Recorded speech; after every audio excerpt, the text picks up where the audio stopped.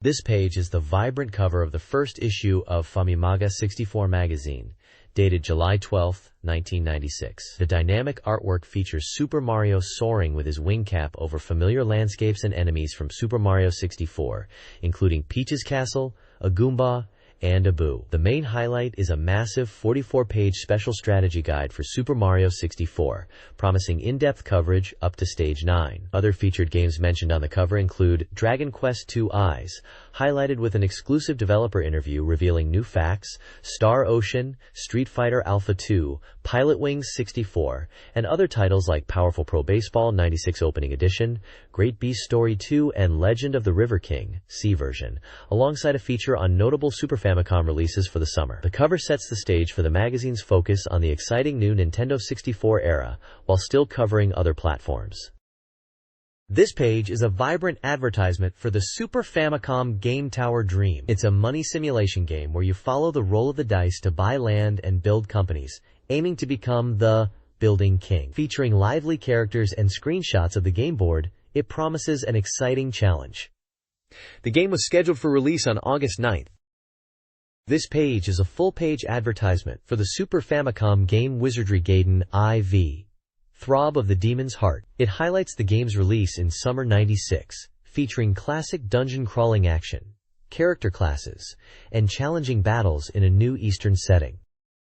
This page is a full-page advertisement for the Street Fighter Zero series, highlighted by a lineup of iconic characters like Ryu, Sakura, and Zangief. It announces the new Zero Legend, starting at Tokyo Game Show '96, likely teasing Street Fighter Zero 2.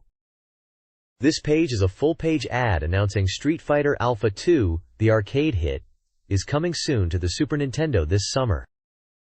This page is the table of contents for the magazine, dated July 12, 1996. The primary focus is on the exciting new Nintendo 64 console, with a major special appendix dedicated to Super Mario 64. This guide promises detailed strategies for all 9 courses, tips for collecting Power Stars, and tactics for the Bowser battles.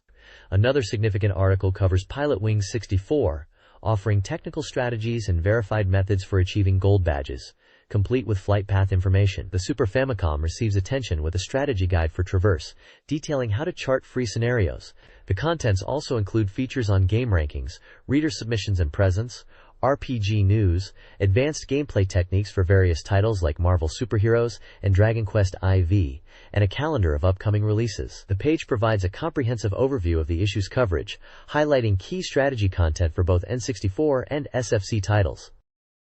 This magazine issue previews upcoming games and offers in-depth coverage. It details how to interpret game spec charts, including console compatibility, player count, and backup features. Highlights include exclusive Nintendo Power ES news, a deep dive into Dragon Quest II I, a complete guide to Star Ocean, and analyses of Dai Kaiju Monogatari 2, Street Fighter Alpha 2, and Mini Yonku Shining Scorpion.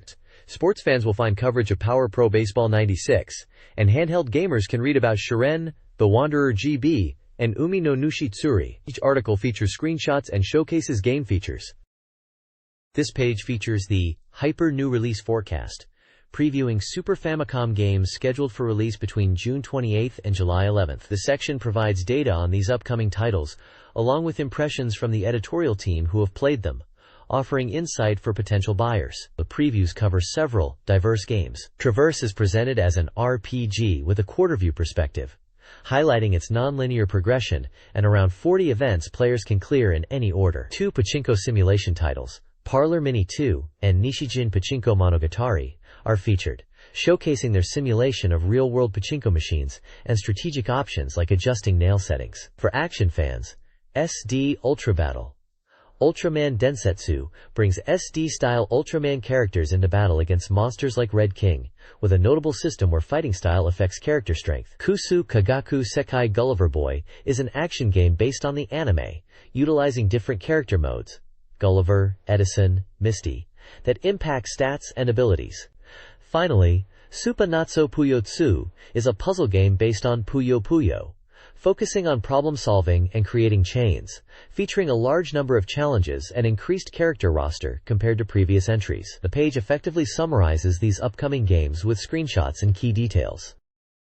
This page continues the new release forecast, starting with 3 Super Famicom games slated for late June. First up is Puzzle Nintama Rantaro, a puzzle game where you rotate and match falling blocks. Next, Poi Poi Ninja World is a multiplayer action game where players battle by using items to destroy their opponent's base or reduce their health. Finally, SD Ultra Battle. Ultraman Densetsu is a simplified fighting game featuring SD-style Ultraman characters, where winning allows you to steal your opponent's special moves. The page then transitions to upcoming Nintendo 64 titles, releasing on June 23. This includes Saikyo Habu Shogi, a shogi simulation with AI, based on the famous player Habu Yoshiharu, requiring the controller POC. We also see Pilot Wing 64, the impressive 3D simulation game known for its realistic flight mechanics across various vehicles. And of course, the highly anticipated 3D action game, Super Mario 64, featuring iconic Mario characters, rendered in polygons for the N64. The bottom section presents a survey of the Famimaga 64 editorial staff's game purchase intentions. It lists their favorite genres and recent favorite software, along with a rating indicating their likelihood of buying specific games. The accompanying text highlights that the survey reveals strong interest in the N64 launch titles, particularly Super Mario 64 and Pilot Wing 64, among the editors. Some editors also show interest in other titles, including Super Famicom games like Traverse, and puzzle games like Sugo Tsubasa Nazo Puyo. But the N64 releases are clearly a major focus. This page focuses entirely on Super Mario 64 for the Nintendo 64. It provides the game's title and details, along with a chart showing the Famimaga 64 editorial staff's high purchase intentions for the game. The bulk of the page features impressions and opinions from various editors who have played the game. Reviewers praise the freedom and sense of exploration offered by the game's 3D world. They note that while initially getting used to the camera and movement might take a moment, it quickly becomes intuitive and fun, allowing players to freely explore the environments. The action elements, such as jumping, sliding, and ground pounds, are highlighted as being incredibly satisfying and versatile, making Mario feel very responsive. Some editors specifically mention the joy of mastering moves, like the long jump or sliding. The game world is described as a sandbox, filled with secrets and objectives, encouraging repeated play and discovery. The visuals are complemented for their effective use of polygons to create a convincing 3D space. Overall, the consensus is that Super Mario 64 is a groundbreaking and highly enjoyable experience that offers immense freedom and rewarding action, providing a solid foundation for the N64's launch. A brief message from Nintendo and Paradigm Simulation is also included. This page features a look at Pilot Wing 64 and a section dedicated to Super Mario Club. Pilot Wing 64 is highlighted, a flight simulation game published by Nintendo and developed by Paradigm Simulation, released on June 23 for 9,800 yen. The Famimaga 64 staff expressed high purchase intent for it. The article discusses the game's 7 types of sky sports activities and the freedom of flying in a 3D space. Reviewers note that while flight simulation might sound complex, the controls are surprisingly simple, primarily using the 3D stick and 2 buttons. However, mastering the precise control of the 3D stick for subtle maneuvers is crucial and requires practice, particularly for license tests like the A, B, and P classes shown in screenshots. The game offers various challenges, including hang gliding, the rocket belt, and the gyrocopter. Reviewers enjoyed the sense of exploration and the beautiful polygon environments, noting specific locations like Crescent Island and Frost Island. Some found the objectives could be unclear at times, and the repetitive nature of some challenges might lead to frustration, but overall, the act of flying itself is highly enjoyable. The page also includes the Super Mario Club section, focusing on Super Mario 64. It seems to be a community or fan-focused area, including staff profiles and comments related to the game, reinforcing the ongoing excitement for Mario's first 3D adventure previously discussed. This page presents a shocking special report on the return of the masterpiece, Dragon Quest II Eyes, for the Super Famicom, which is the Japanese equivalent of the Super Nintendo. The page prominently features the game's logo along with the tagline, "And into the legend." A screenshot displays a dungeon or castle interior, showcasing the updated graphics. The major headlines declare that the game is appearing having evolved, and that its graphics, sound, and scenario have all been renewed. Published by Enix, this version of Dragon Quest II I is a role-playing game for the SFC, with release date, price, capacity, and save data details all listed as undecided at the time of publication. The article emphasizes that everything in this remake has been refreshed, suggesting a significant upgrade over the original Famicom version.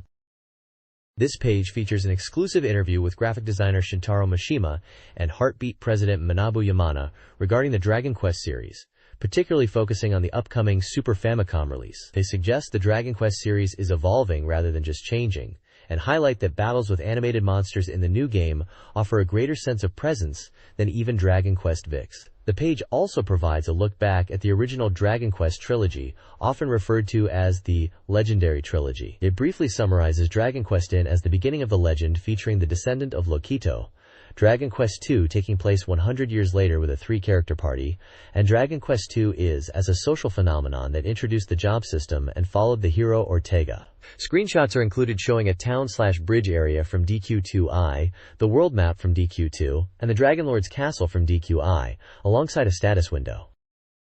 This page focuses on the graphical and system updates in Dragon Quest II-I for the Super Famicom. The article highlights the significant graphical enhancements beyond the traditional overhead view, showcasing detailed backgrounds and realistic effects like castle lights reflecting on water. Screenshots display Eliahan Castle, a forest village, and battle/menu screens. The page also delves into the job system, a core feature introduced in the original Dragon Quest II-I and evolved in Dragon Quest VISIC, emphasizing its importance and the increased variety of unique jobs available, such as warrior, priest, mage, and goof-off.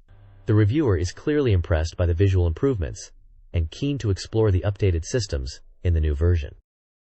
This page delves into the Super Famicom remake of Dragon Quest II-I, focusing on its graphical updates and core systems. The battle screens are highlighted, noting enhanced backgrounds that create a sense of depth, making monsters feel like they're attacking from a 3D space. Monsters themselves have been beautifully recolored, although the reviewer expresses some concern about their animation quality. The article also covers the familiar day and night system returning from the original Dragon Quest II-I. This system changes the appearance of the world, alters which monsters appear, and affects town conversations and events. The classic 4-party system, a fundamental element of the game, is discussed, mentioning the ability to swap party members at the tavern. Finally, the popular battle arena system is confirmed to be included, allowing players to gamble on monster fights for potential riches, adding another layer of fun to the adventure. The ability to choose the protagonist's gender is also noted.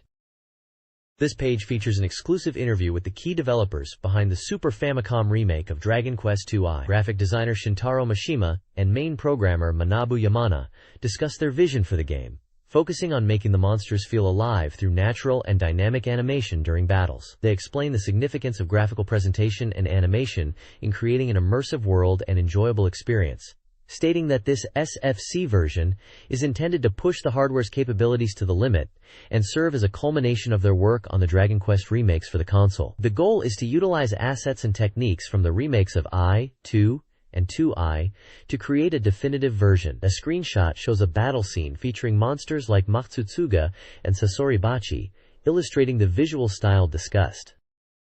This page continues the interview with graphic designer Shintaro Mishima and main programmer Manabu Yamana about the Super Famicom remake of Dragon Quest II-I. They discuss their dedication to sound and animation, focusing on achieving a sense of realism in the game. Yamana explains that sound effects are crucial for creating presence, adjusting timing and quality to match the on-screen action. Mishima adds that monster animations are meticulously crafted, with sound effects timed precisely to movements, like the bash sound for a sword swing, or effects for monsters flying or jumping. They emphasize that sound and animation work together to bring the world to life. They also touch upon the graphical advancements on the SFC, stating that the console allows for richer expression compared to previous versions. Challenges include managing capacity, which impacts everything from graphics to sound. They discuss the importance of details, like reflecting fire and water at night, as shown in the accompanying screenshot of a night scene. Finally, they express their confidence that this Dragon Quest II-I remake will be their best work yet, promising a new and exciting world for players to experience. They hope fans who have been waiting will look forward to it. This page features a Banpresto advertisement showcasing 2 upcoming Super Famicom titles. The main focus is Traverse, Starlight and Prairie, a new free scenario role-playing game. Players can act freely based on their own will, with the story changing depending on the protagonist's personality, companions, and the passage of time. Choices evolve over time, and the story progresses based on the results of those choices. The game world features a real-time clock, changing seasons, and adventures waiting to be discovered. It promises a unique story crafted by the player. The ad shows key art of 2 characters and 3 small screenshots depicting town exploration, a battle scene, and a cave or dungeon area. It was set for release on June 28th and priced at 7,800 yen, excluding tax, using a 32 meters plus 64 kbb cartridge. Below that is an ad for Super Robot Taisen Gaiden Masu Kishin, the Lord of Elemental, the first Super Robot Wars title released outside of the main series numbering. This is a simulation RPG featuring mechs and pilots, known for its tactical battles and unique character designs. The ad shows key art of Masaki and Creo and the Cybuster mech, alongside screenshots of battle scenes featuring familiar mechs like the Cybuster and the Valsioni Sar. It was already on sale, priced at 7,800 yen, excluding tax, using a 24 meters plus SE1 plus 256 kbb cartridge. The game is well regarded for its original mechs and 3D battle animations. This page provides an update on the Nintendo 64 game adaptation of the movie Mission Impossible, straight from the USA Hotline feature in Nintendo Power Magazine. The article delves into the development process of the game being handled in America, promising insights into the unique aspects of game creation there. It highlights the game is based on the hit movie starring Tom Cruise and is being developed through a collaboration between Ocean and Paramount Pictures. Screenshots showcase dramatic combat scenes and emphasize the visual fidelity, suggesting even the images convey the character presence and beautiful graphics. A keynote at the bottom indicates that this game is currently not planned for release in Japan.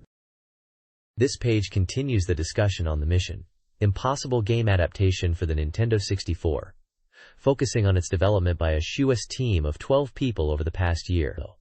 The article highlights the challenge of recreating a completely 3D world for the game. A striking screenshot displays a detailed interior environment, labeled as Work in Progress, with a caption emphasizing that it's rendered entirely in 3D and represents a location like stairs within the final game. The developers discuss their aim to create a hot scenario packed with missions, drawing inspiration from the movie while also incorporating original story elements. The gameplay will involve classic Mission Impossible elements like disguises, infiltration, and various action sequences. The text notes that players control Ethan Hunt, but other characters might be playable or assist him. The article mentions that the game's visuals are aiming for a realistic look, using techniques like full rendering for backgrounds, similar to Killer Instinct 2, as described by the software development manager Mark Rogers. Character sketches or models are also featured at the bottom, showcasing some of the diverse individuals players may encounter. The development team expresses confidence in their ability to create a realistic 3D environment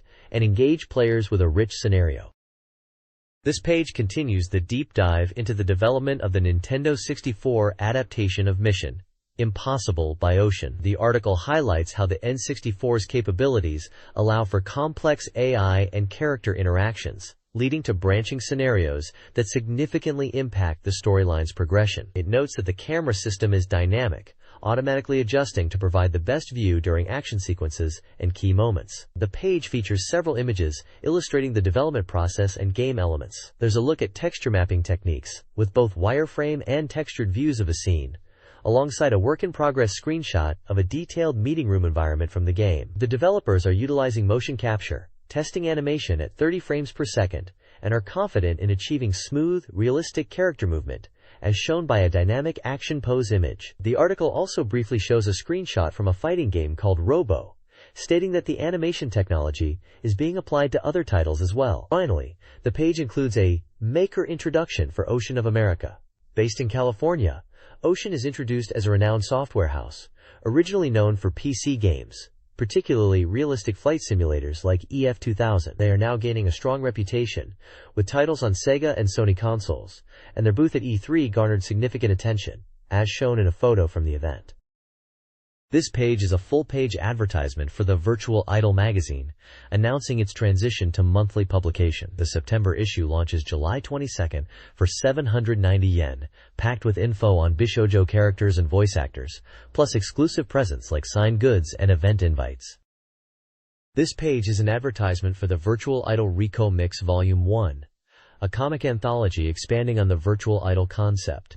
It features various comics based on popular series such as Melty Lancer, Yami Shinden, Crime Crackers, Hatsukoi Monogatari, Madu Monogatari, and Graduation Crossworld, along with a serial short comic called Takachin. The publication is now on sale for 690 yen, tax included, and is described as a mix of recording and comics, featuring voice actors alongside the manga content. The ad also highlights that the main Virtual Idol magazine itself is transitioning to monthly publication, releasing every month on the 22nd, starting in July. This page is the cover of the Chuzetsu Daiwaza Rin 96 Spring Edition, a MOOC published by Tokuma Intermedia. This essential guide for gamers boasts an impressive collection of 8112 Yuru techniques, or advanced strategies, along with a massive catalog featuring 5,330 game titles. It's a comprehensive resource covering a wide range of platforms popular at the time. Inside, you could expect to find information for systems such as the Super Famicom, Game Boy, Virtual Boy, and Original Famicom, alongside newer hardware like the 3DO, Neo Geo, Saturn, Mega Drive, Game Gear, PlayStation, PCFX, and PC Engine. Retailing for 980 yen, this edition is presented as being the same physical size as the 95 summer version, indicating its substantial content. This page is an advertisement for the Chuzetsu Daiwaza Rin 96 Spring Edition MOOC, announcing its return with a larger B5 format, up from a 5. Packed with game data and techniques, this edition is on sale now for 980 yen, tax included. This page presents new publication information from Enix. It announces upcoming book and manga releases, prominently featuring Dragon Quest VI. New game books for Dragon Quest VI, Volumes 3 and 4, are scheduled for release on June 28 for 580 yen each. The third and final volume of the Dragon Quest VI novel is also set to release on June 28 for 1,600 yen. Exciting news for fans is the confirmation of a Dragon Quest V manga adaptation to appear in Shonen Gangan magazine, with Enix actively recruiting professional artists for the project. The page also highlights other manga titles available now under the Big Fantasy Comics imprint, including White Tempest Volume 3 and God of Thunder Legend, each priced at 780 yen. Shonen Gangan, described as Japan's most energetic shonen manga magazine, is also featured, showcasing titles like Hamelin no Violinist and Mahujin Guru Guru, and noting its release schedule is every second and fourth Friday. This page provides a comprehensive follow-up report on the Super Famicom RPG Star Ocean as its development reaches its final stages. The detailed information is presented across 4 main sections: World, starting on P.28, Characters, P.30, System, P.32, and Battle, P.36. The page features artwork of the main characters, including Radix, Millie, and Isoria, alongside small screenshots showcasing the game's exploration and battle scenes. It highlights that this report adds new character details to previous information. Key release information is also provided, stating Star Ocean is a role-playing game published by Enix, scheduled for release on July 19 for 8,500 yen on a 48 megabit cartridge with up to 3 save slots. The system section preview briefly shows some skill and SP cost information. The next page dives deep into the universe of Star Ocean, exploring the different worlds and the mysterious forces at play. True to its name, the story begins on the underdeveloped planet Roke, home to the main characters Radix and Millie. A strange disease prompts their journey to find a cure, which soon takes them into space. They meet Ronixus and Istoria from Earth, a planet seemingly comparable to Roke technologically, who are investigating a mysterious third force. This force appears linked to Razonia, another planet boasting a highly advanced civilization and currently in conflict with Earth. Screenshots showcase key moments, including Radix afflicted by the petrification disease on Roke, encounters with Ronixus and Dorn, glimpses of advanced technology like a time gate, and views of alien spaceships, emphasizing the vast scale and differing cultures within this expanding universe. The page highlights the intricate relationships between these planets and the enigma of the powerful, unknown enemy force. This page provides a guide to the early areas players will explore in Star Ocean, focusing on the Mua continent. It outlines key locations using a map and numbered points, detailing towns, dungeons, and significant landmarks encountered at the start of the adventure. Players begin in Craft, the protagonist's hometown, before venturing to Cool Village, which is suffering from a strange illness. The quest for a cure leads to the dangerous MT Maritox, where a medicinal herb grows and where players will meet Ronixus and Issaria. The journey continues to Port Estoamus, a bustling town serving as a gateway to other continents. Next is Velkent Cave, a pirate hideout and the first dungeon encountered, leading into the Astral Kingdom. Within the Astral Kingdom, players visit towns like Otanim and Tatroy, famous for its exciting battle arena. A canal boat journey takes players towards the Astral Castle town, noted for a challenging boss fight. Further west lies Trop, a town where a reunion scene with characters Syus and Fia takes place. Screenshots scattered across the page showcase the visual style of these diverse locations, from peaceful villages and bustling ports to treacherous mountains, dark caves, and imposing castle gates, giving players a glimpse of the world awaiting them. The guide highlights critical plot points and challenges, framing the early game as a quest for a cure that expands into a broader adventure across the continent. The next page dives into the characters of Star Ocean, following up on the location guide. It reveals that the game features 11 party members and focuses on the relationships between the main protagonist, Radix Ference, and two key characters, Millie Cliette and Dornmart. Arrows illustrate these bonds. Radix is a close friend to Dorn and a childhood friend to Millie, while Dorn is also a childhood friend to Millie and harbors romantic feelings for her. The article describes each character, highlighting Radix's cool demeanor, Millie's bright personality and magic abilities, including hints about her tail wagging, and Dorn's steady nature, mentioning his petrification and a poignant scene involving his sister. Screenshots show character sprites, a battle scene, and a pivotal moment with Dorn. The piece also touches on how character relationships evolve within the game's story and private action system. This page unveils new characters for Star Ocean, featuring a scoop about obtaining images of what appears to be more party members. It introduces Fia Warren and Sycus Warren, highlighting their relationship as adopted siblings. Fia is described as straightforward, while Sycus is a brave and likable wandering swordsman. Screenshots show them within the game world. The page then presents Ronix J. Kenny and Iria. Ronix appears to be a leader figure, potentially wise due to his age, while Iria is introduced as a helper from a different world, part of Ronix's research team, described as a problematic yet self-sacrificing type. Accompanying screenshots show them in game scenes. Additionally, a section titled Cute Girl features a mysterious winged character, posing the question, "Who are you?" Another screenshot shows this character in-game. The article hints at the possibility of more characters joining, including a male with wings and magic users, building excitement for the full cast. This page delves into the system mechanics of Star Ocean, highlighting key features like the skill system and private actions. A notable point is the seamless map movement, allowing transitions between dungeons, the world map, and towns without loading screens. The magazine notes that the consistent size of characters and maps throughout this movement prevents any sense of disconnect. The battle system is described as lively, with characters actively speaking during combat, offering battle cries, special move names, and even post-fight comments that reflect their personalities, celebrating easy victories or bemoaning bad luck. Furthermore, the game uses manga-style speech bubbles to visually represent character emotions during events and private actions, showing feelings like surprise, confusion, disappointment, or embarrassment.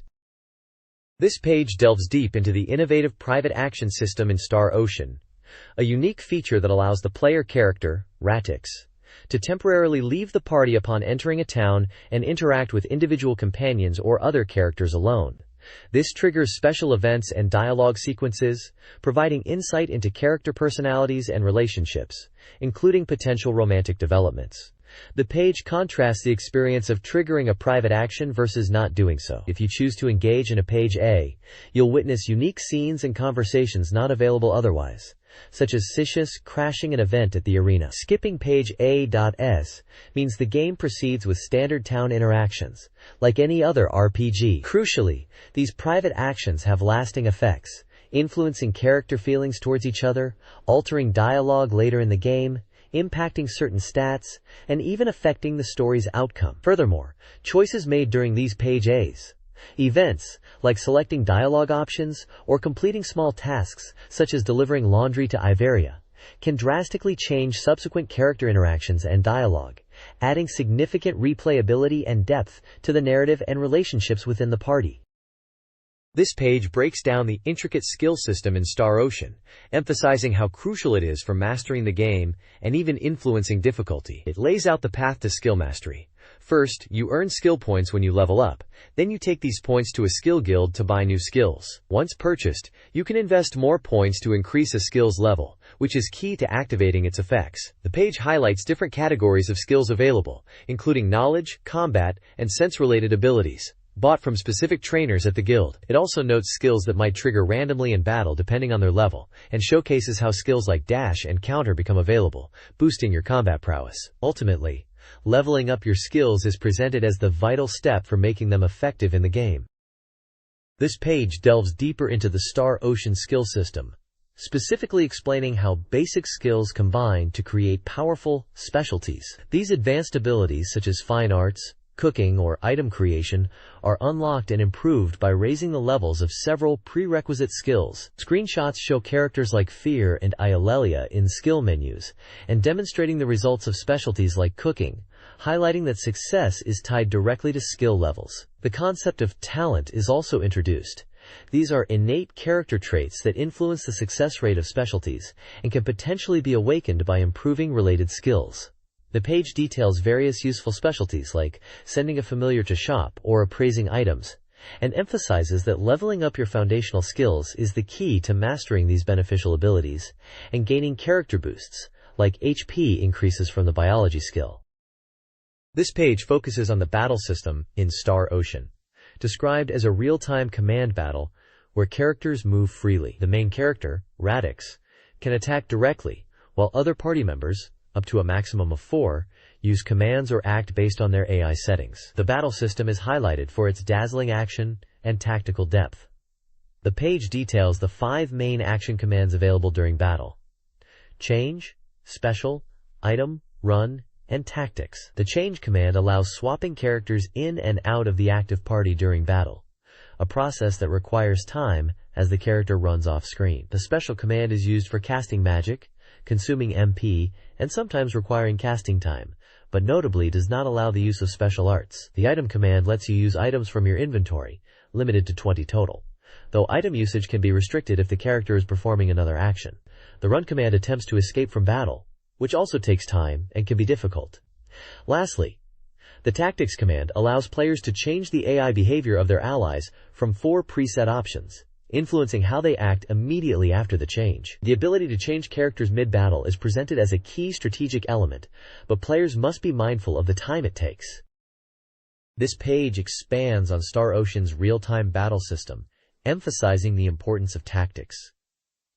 Characters primarily act based on AI or simple commands. The game distinguishes between character types like warriors, who engage in direct combat, and mages, focused on spells. Players can adjust AI tactics during battle, influencing how allies behave. Strategic positioning is crucial.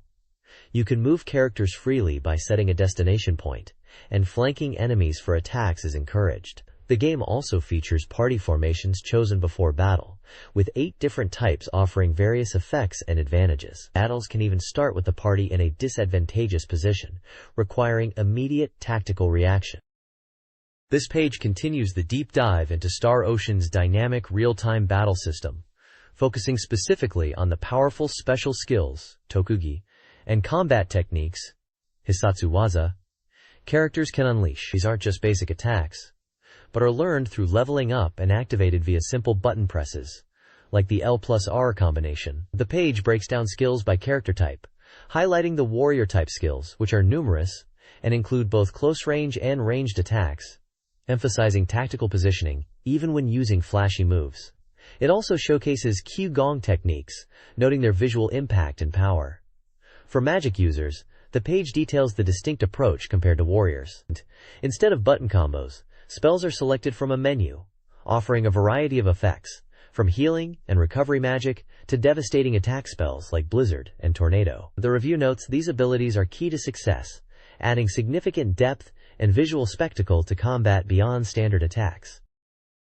Star Ocean's real-time combat goes beyond basic skills, incorporating dynamic events and character interactions. Automatic HP/MP recovery, status effects like stun, visualized by stars, and the anger status, potentially tied to relationship levels, add depth. Characters can guard even without shields, and voice lines are crucial. Pre-battle dialogue reveals enemy difficulty, while in-battle voice lines reveal character relationships, reactions to events, and even relationship levels. These details enhance the tactical depth and emotional engagement of the combat system. This page features a striking full-page preview for the Super Famicom RPG Daikaiju Monogatari 2, Great Kaiju Story 2. Developed by Hudson Soft. The artwork depicts a surreal landscape with a floating island bearing a large 2 emblem, set above an ancient desert structure surrounded by mystical mist. The main Japanese title translates to Approaching the Secrets of the Ancient Mound, Sleeping in the Giant Desert, and the Sand Scorpion. The accompanying text reveals that the game is nearing completion and is scheduled for release on August 2nd for 8,200 yen. This preview focuses on introducing key events and characters from the game, specifically mentioning the protagonist and the kaiju trio, consisting of Bab, Kupi, and Poyon, highlighting how they assemble. It's noted as a 40 MBIT Super Famicom title, featuring battery backup. The page gives a sense of the game's epic scale and mystery.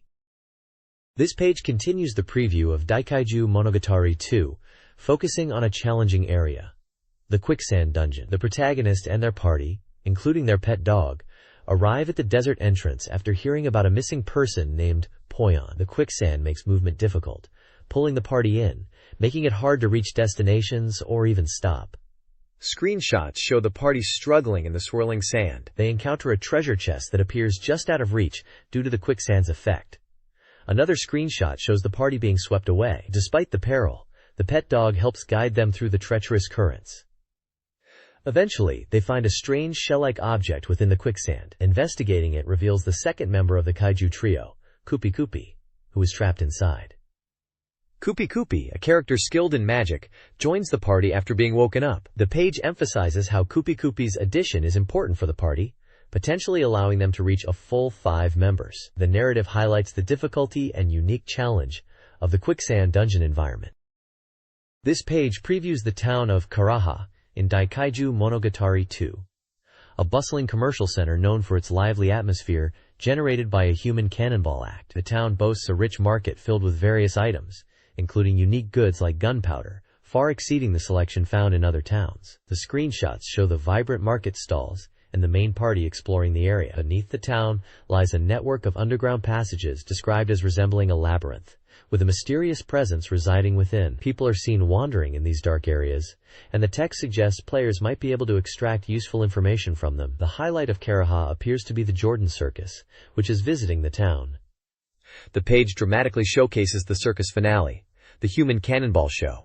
This impressive feat involves Jordan's subordinates firing someone from a large cannon towards a hot air balloon marked with Jordan's initials, creating an exciting spectacle that is popular with children. Dialogue bubbles from townspeople express their admiration for the show, with one even wishing to join the circus when they grow up, and another commenting on how wonderful the finale was. The large onomatopoeia, dokein, emphasizes the impact of the cannon firing. The page suggests that the Jordan Circus might be linked to a series of missing children incidents, adding a darker layer to the town's cheerful facade. This page continues the adventure in Daikaiju Monogatari 2, focusing on the mission to rescue Poyon from Jordan's airship. The party finds the entrance to their infiltration point blocked, requiring them to find another way in, which turns out to involve using a cannon to reach the airship in the sky. The page highlights that there are 3 famous cannoneers in Karaha town, and the player must choose who to ask for help. Screenshots introduce the potential candidates: a young number 1 cannoneer, a super beautiful person, and someone with 40 years of experience. Once inside the airship, the party meets up with Poyon, who was captured, and is joined by Charm, who was also apparently held captive. Charm acts as a sharp foil to Poyon's laid-back personality, creating some comedic moments. The escape requires utilizing the game's 2-party system, where the player controls both the protagonist group and Poyon's group separately to navigate challenges. After the escape, the scattered companions gather, relieved to be reunited. though it seems some characters are still missing. Finally, the page teases a special love theater drama called Kajio and Toriko, a two-part story featuring characters portrayed as a lizard and a bird, or duck, which can be watched in the game via a device found in Jordan's airship.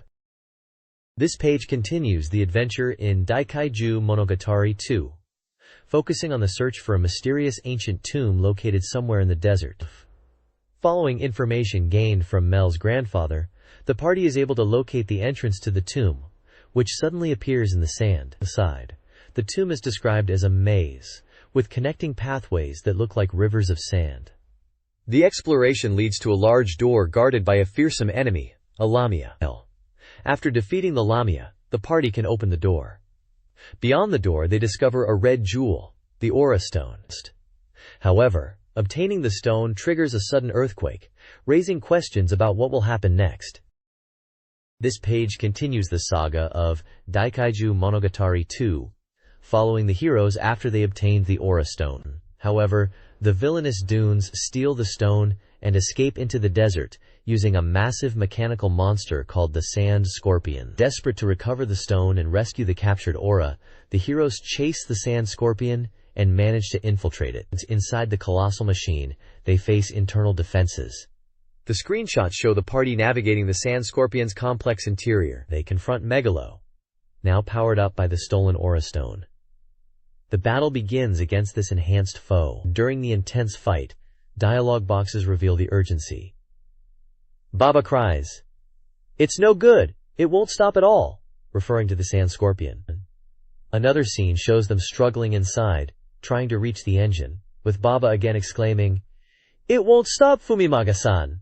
The Dunes gloat, saying, "If the Sand Scorpion self-destructs, Salam will be blown away without a trace." The page climaxes with a dramatic illustration showing the heroes desperately clinging to the exterior of the giant Sand Scorpion, as it appears to be exploding amidst the sandstorm. The final screenshot and dialogue box show Kubi inside the damaged Sand Scorpion, saying, "They said to run away, Kubi. It's too late now, Kubi." The outcome is hinted at as a shocking conclusion.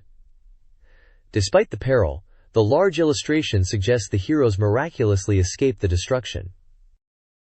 This page unveils new helpers in Daikaiju Monogatari 2. It introduces Call, a character that can instantly trigger random encounters on the field or in dungeons, making them perfect for grinding levels right after a battle. We also meet the Dragon Bird, a young flying creature capable of transporting the party. While it can't fly very far, traveling with the Dragon Bird is safe, because no enemies appear during flight. Finally, the page features the Uro family. Uro, Ulu, and their son Yura, who are found near dungeons. Uro offers the party free lodging to fully restore HP and MP. His wife, Ulu, runs a shop selling items, mainly recovery goods, with her stock changing depending on the location. Their son, Yura, sells weapons and armor, and his inventory also varies by where they are encountered. These helpers provide valuable services for the player's journey.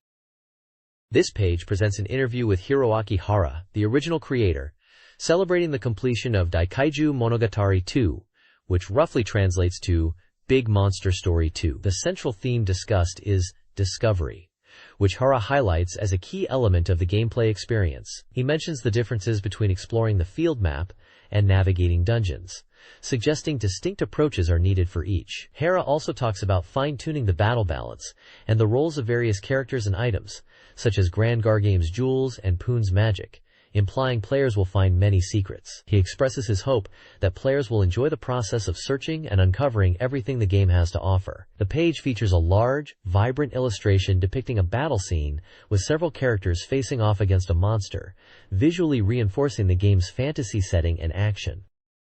This page highlights Street Fighter Alpha 2, known as Street Fighter 02 in Japan, for the Super Famicom.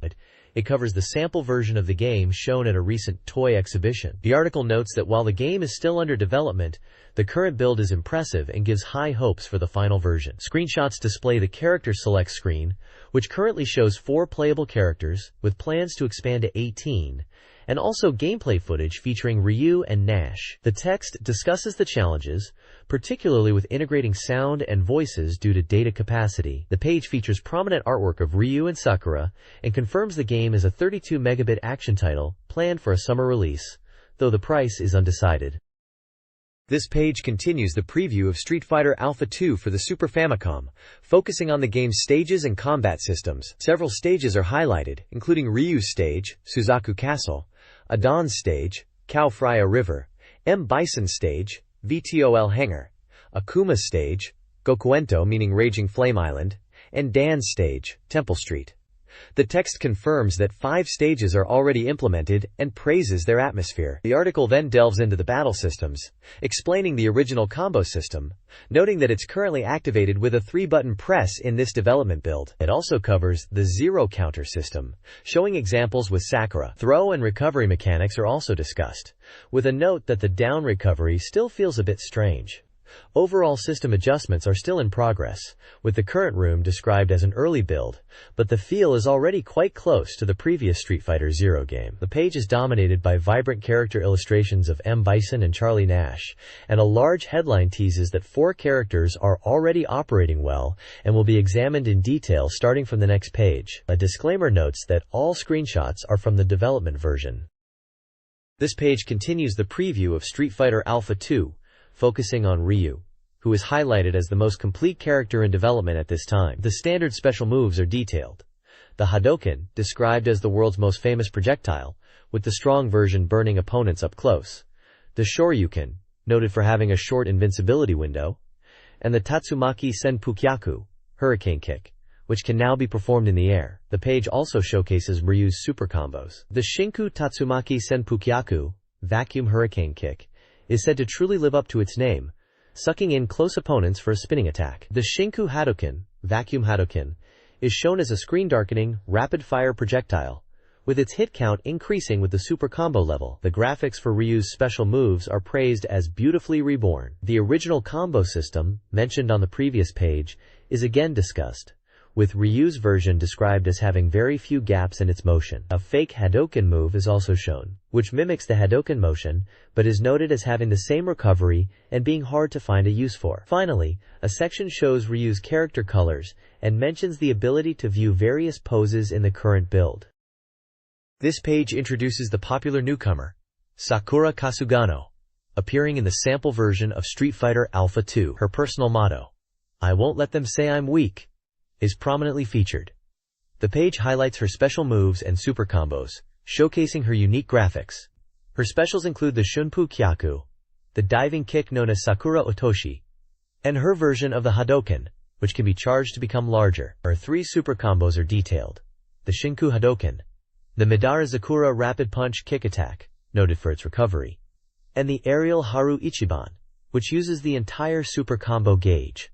The page also gives a brief look at her original combo activation, her lively entry scene with a shout of "IY Auto," and some character color options. Commentary suggests she's easy to pick up and fun to use, emphasizing her goal of becoming Ryu's disciple. This page features Nash, the tragic hero, and Guile's best friend, highlighting his appearance and moveset. Nash is fighting the Shadaloo organization to avenge Guile, and the magazine points out that his presence places the game chronologically before Street Fighter II. While his style is similar to Guile's, he has a distinct, cool demeanor. The page details his special moves. The classic Sonic Boom, which Nash uniquely fires with one hand, and the Somersault Shell, a powerful rising kick. It also showcases his 3 super combos. The Somersault Justice, a cool-looking double somersault shell with a difficult command, the Crossfire Blitz, a short-range dashing attack, and the Sonic Break, a rapid-fire volley of sonic booms. Character color variations are shown, and the commentary describes Nash as stylish and having an intellectual, almost graceful aura despite his muscular physique. The page notes similarities and differences in moves he shares with Guile, like the Sobat and Knee Bazooka. This page delves into the tyrannical leader of Shadaloo, M. Bison, in Street Fighter Alpha 2. The magazine highlights that the Emperor of Darkness is also well into development, questioning the final quality but expressing excitement.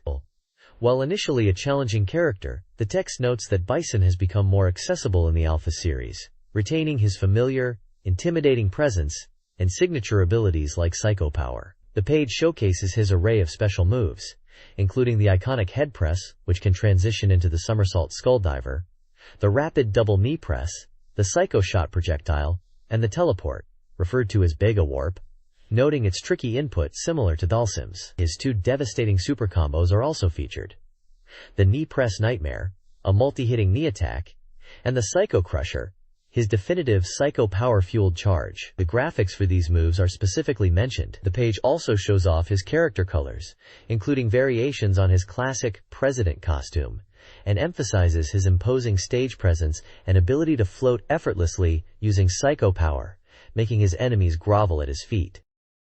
This page announces a simulation RPG based on the wildly popular manga and anime series Bakuso Kyodai Let's Go! Who? Coming to the Super Famicom this winter. Developed by ASC2, known for the successful Derby Stallion series, this game aims to bring the world of Mini 4WD racing to life. The article highlights the game's focus on customization and racing, featuring protagonists Retsu and Goseiba. Players will interact with characters like Dr. Truperchia, who guides them and provides their first machine, the Saber 600.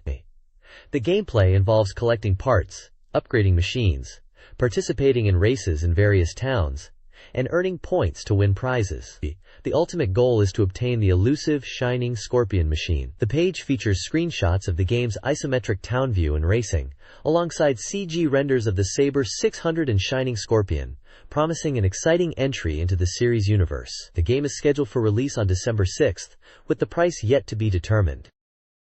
This page dives deeper into the world of Mini Yonkou Shining, an RPG title based on the hit manga and anime Mini 4WD Let's Go! It highlights how the game brings the popular series to life, featuring the adventures of Mini 4WD racers like Retsu and Goseiba. Players will explore a sprawling world depicted on a map, traveling between various towns. Key gameplay involves interacting with characters from the series, including rivals and shopkeepers, and customizing their Mini 4WD machines. The shop offers a wide array of tuning parts, like motors, tires, and rollers, vital for upgrading your car.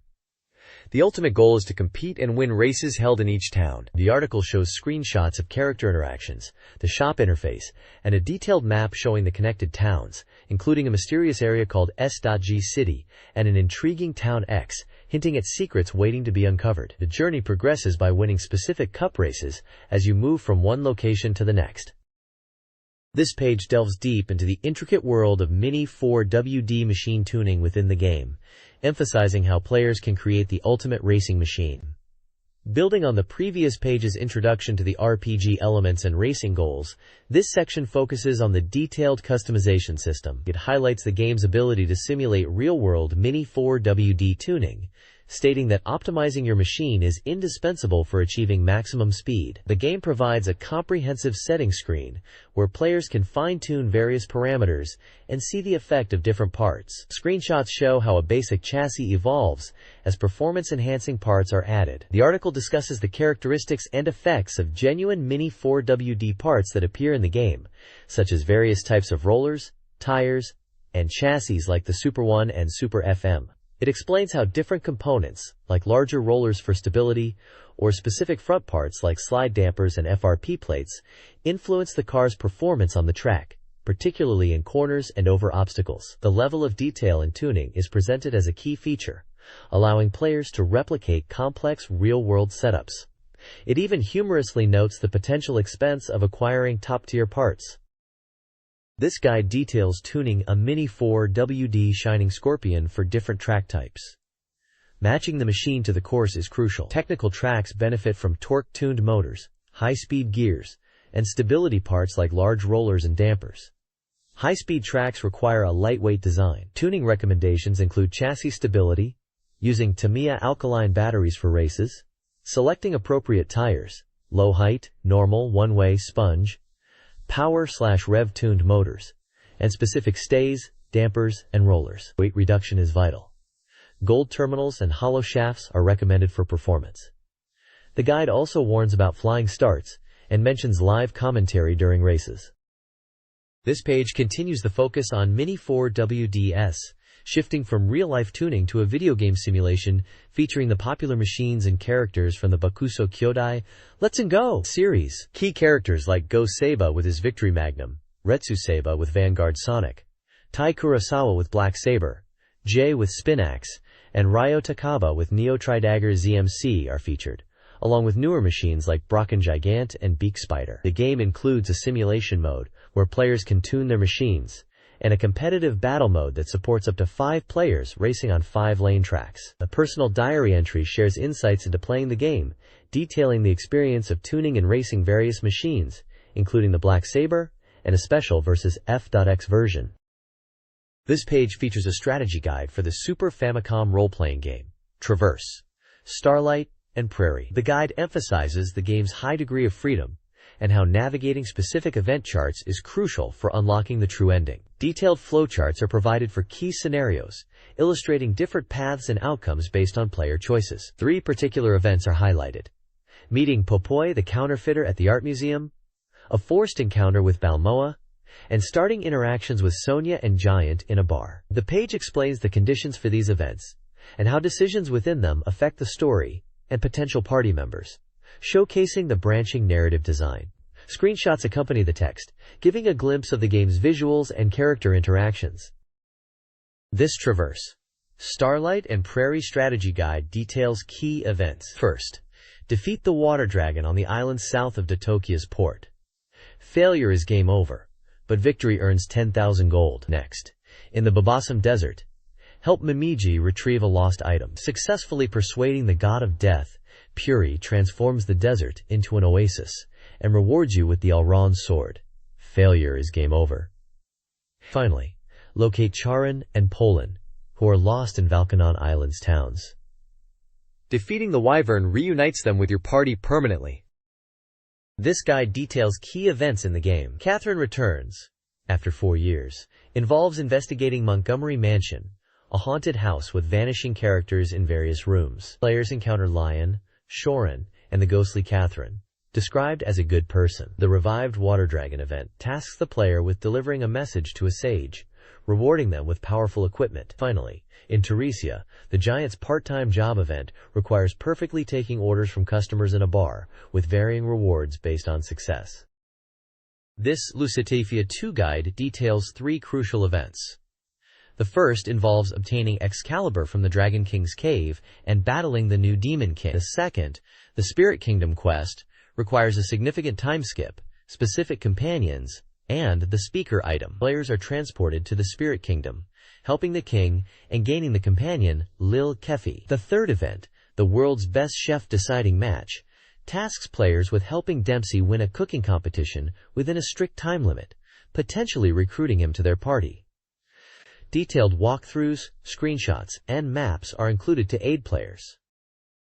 This page is all about mastering the 4-year-old classic races in Derby Stallion 96 to achieve the coveted Triple Crown. The goal is clear: create a powerful horse that can defeat legendary rivals like Narita Bryan and enter the Hall of Fame in spectacular fashion. The page highlights the thrill of seeing your champion enshrined. It presents a recommended optimal race rotation strategy to follow throughout the year, aimed at getting your horse in peak condition for the major races, the Satsuki Show, Japan Derby, and Kikuka Show. It features an example of a successful Triple Crown winner, Haratara, showing its impressive record and the races it conquered. Screenshots showcase the excitement of winning the Japan Derby and the dazzling display when your horse enters the Hall of Fame. This is essential guidance for anyone aiming to breed and train a champion capable of etching its name in Derby Stallion history.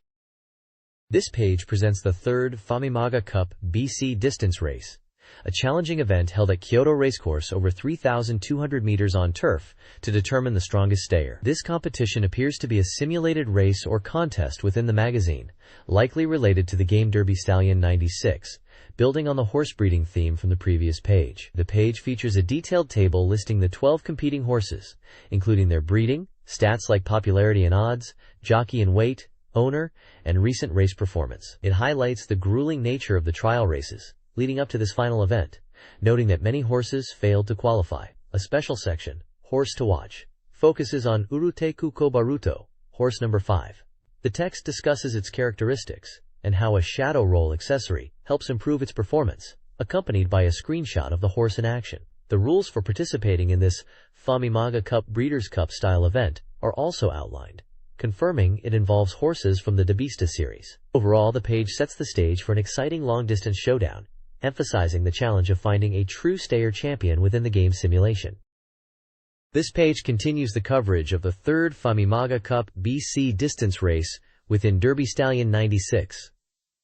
It provides a step-by-step breakdown of the race flow using multiple screenshots, illustrating the key moments from the start to the final straight on the challenging 3,200-meter turf course. The outcome reveals that the horse Dark High-Tech secured victory in the BC Extra race, cementing its status as a top stayer. The race results are presented, showing Dark High-Tech in first place, followed by Uruteku Yuri in second. The page highlights these winners of the Famimaga Cup, potentially discussing their attributes. Finally, the magazine issues a call for submissions from readers, asking them to share information about their own strongest horses for a potential Hall of Fame feature, with a chance to win prizes. This page covers the Satellaview's position following the release of the Nintendo 64, featuring a report on a direct interview with Nintendo regarding their strategy. It highlights two popular Satellaview games among viewers: the challenging roguelike BS Mystery Dungeon, Shirin the Wanderer, praised for its depth, and BS Super Mario USA, noted for its familiar characters like Mario and King Wart. The editorial section provides behind-the-scenes insights into popular programming and the impact of the N64, discussing upcoming broadcasts, including the planned BS SimCity for August. Weekly broadcast highlights feature a fishing game with RPG elements, which is shown with screenshots and described as interesting. The page concludes with program schedules detailing the Satellaview broadcasts for the period from June 30th to July 13th, listing various games and data transmissions. This page presents the Famimaga 64 reader ranking, showing the most popular games based on reader votes. The top 3 spots are dominated by major titles. Super Famicom Dragon Quest II holds a significant lead at number 1, with Super Mario 64 at number 2, gaining ground but still unable to overtake the leader. Star Ocean sits at number 3, but has seen a dip in points this time around. The page features a screenshot and description of Harvest Moon, a popular simulation game where players cultivate land and manage a farm. A comprehensive Reader's Request Top 30 list is also included, detailing the current rankings of various games across Super Famicom, Nintendo 64, and Game Boy platforms, providing readers with a quick overview of what fellow gamers are enjoying. This page presents Famimaga readers' rankings of 96 Super Famicom games. Sound novel Sukuru was praised for its concept, but criticized for screen flickering and lack of horizontal text. Dark Half was lauded for its atmosphere and characters, but some found the story short and personal elements unengaging. Fishing Kushen was liked for its characters but deemed repetitive due to limited stages and difficult. Sugoi Hebereke DX received praise for its improved versus mode, more stages, and cute characters. J-League 96 Dream Stadium was highlighted for its smooth CG animation. Detailed reader scores are included for each game across various categories, like character, sound, and difficulty, with overall rankings presented. The data represents immediate post-release feedback. This page features the Famimaga ranking box, presenting reader feedback and rankings for recent games. Featured prominently are comments on 2 Super Famicom titles, Treasure Hunter G and Super Gokuju Parodius. For Treasure Hunter G, readers praised the beautiful graphics and charming character designs, especially Lenning. Opinions were mixed on the combat system. Some found it repetitive or challenging, while others enjoyed the strategy involved in battles. The overall story and event scenes were generally well received, though some felt the game was too short. Illustrated comments and character art are included. Super Gokuju Parodius, a classic shooter, also receives feedback. Readers comment on the game's vibrant graphics and the appeal of its unique characters like Hikaru, Akane, and Miki. Gameplay is noted as challenging but enjoyable, characteristic of the series. Some find the later stages quite difficult, but the overall consensus points to it being a solid and fun entry in the Parodius series, particularly the Versus mode, which is highlighted as a strong point. The page concludes with a call for readers to submit their opinions for future rankings.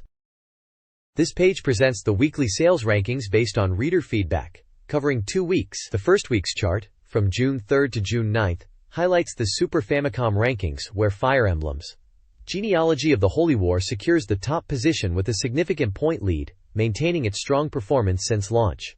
The commentary notes the stability of its points at the top. The Game Boy ranking is also shown, with Pokémon appearing at number 10, although the overall sales volume for GB seems low. A screenshot from Fire Emblem accompanies this section, showing a character portrait. Looking at the second week, June 10th to June 16th, the Super Famicom ranking sees Treasure Hunter Bag climb to the number 1 spot.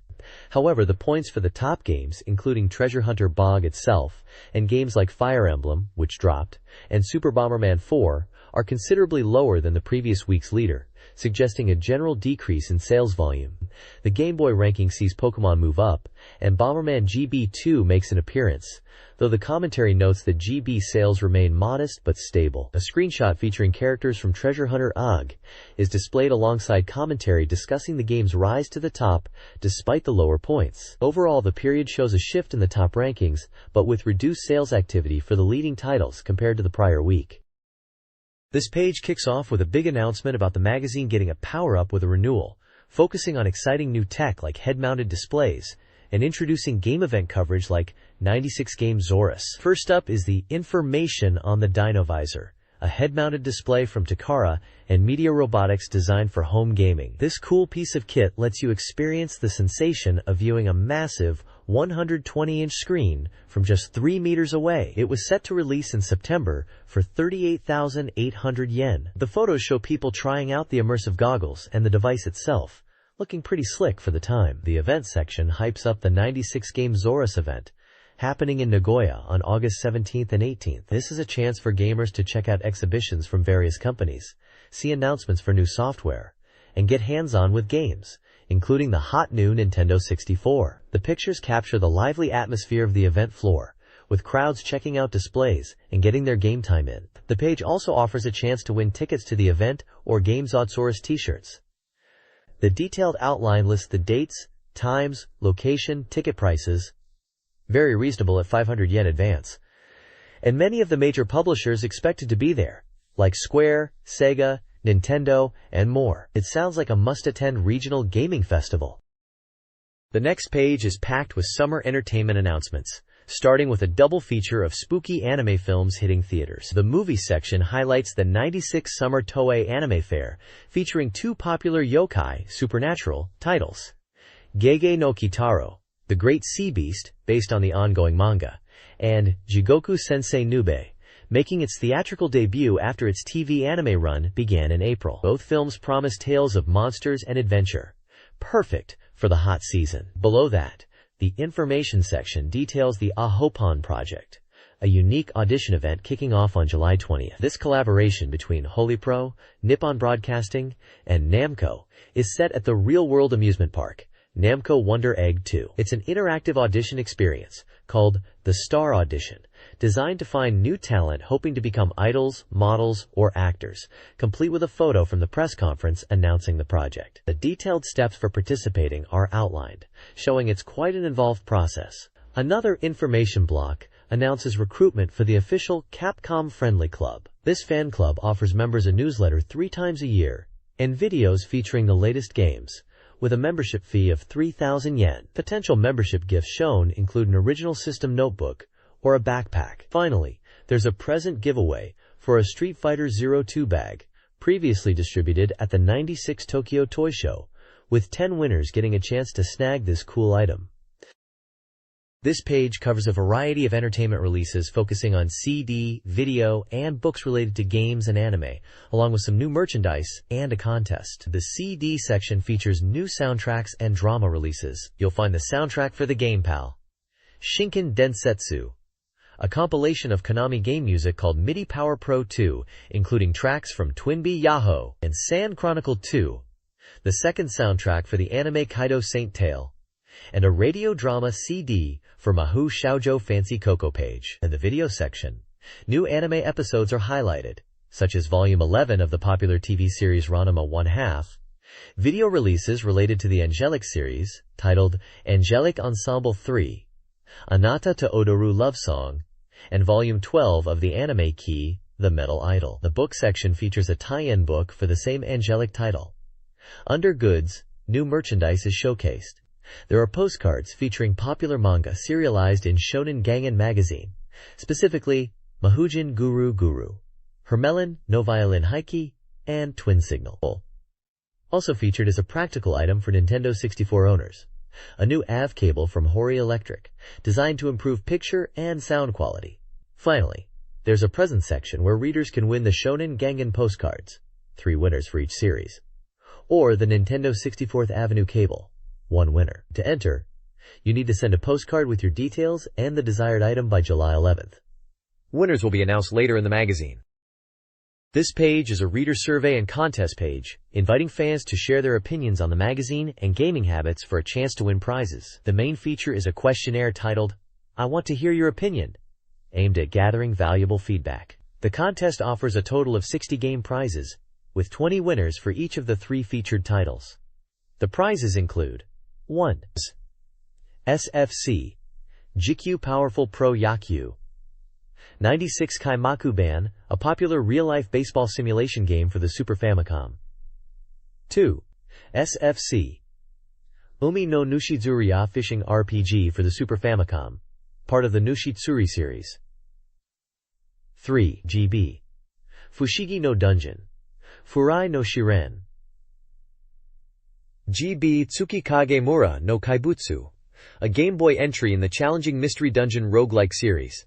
The questionnaire covers various aspects, asking readers about their demographics, age, gender, school/job, other magazines they read, their current and desired game consoles/PCs, games they want to buy, their thoughts on the articles in the current issue, both good and bad, and what kind of content they'd like to see more of in future issues. There are also questions specifically about their interest in, or ownership of, the Nintendo 64, Super Famicom, and Game Boy Pocket consoles.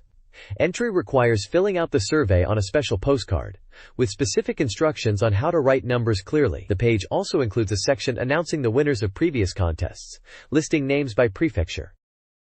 This page is a postcard for entering the magazine's reader survey and contest. Readers are instructed to paste a 50 yen stamp here and send it to the Famimaga 64 editorial department in Tokyo. The postcard asks readers to indicate which console they want as their #1 prize and provide their address, name, and phone number. It also features a section where readers mark the consoles they currently own, including the Famicom, Disk System, Twin Famicom, Super Famicom, Super Game Boy, Virtual Boy, and Nintendo 64.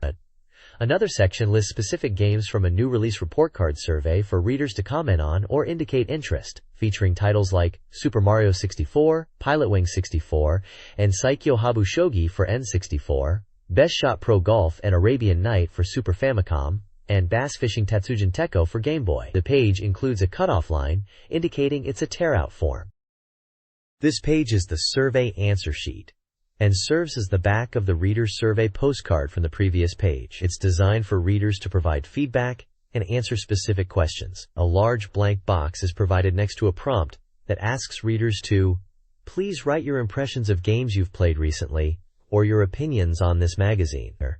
The rest of the page is a grid of numbered boxes, likely corresponding to questions elsewhere in the survey. Many of these sections include multiple boxes and labels for ranking items in first, second, and third place, suggesting readers are asked to rank favorite games, features, or other preferences. This is the essential feedback section for the magazine, to gather general opinions on content and reader gaming habits.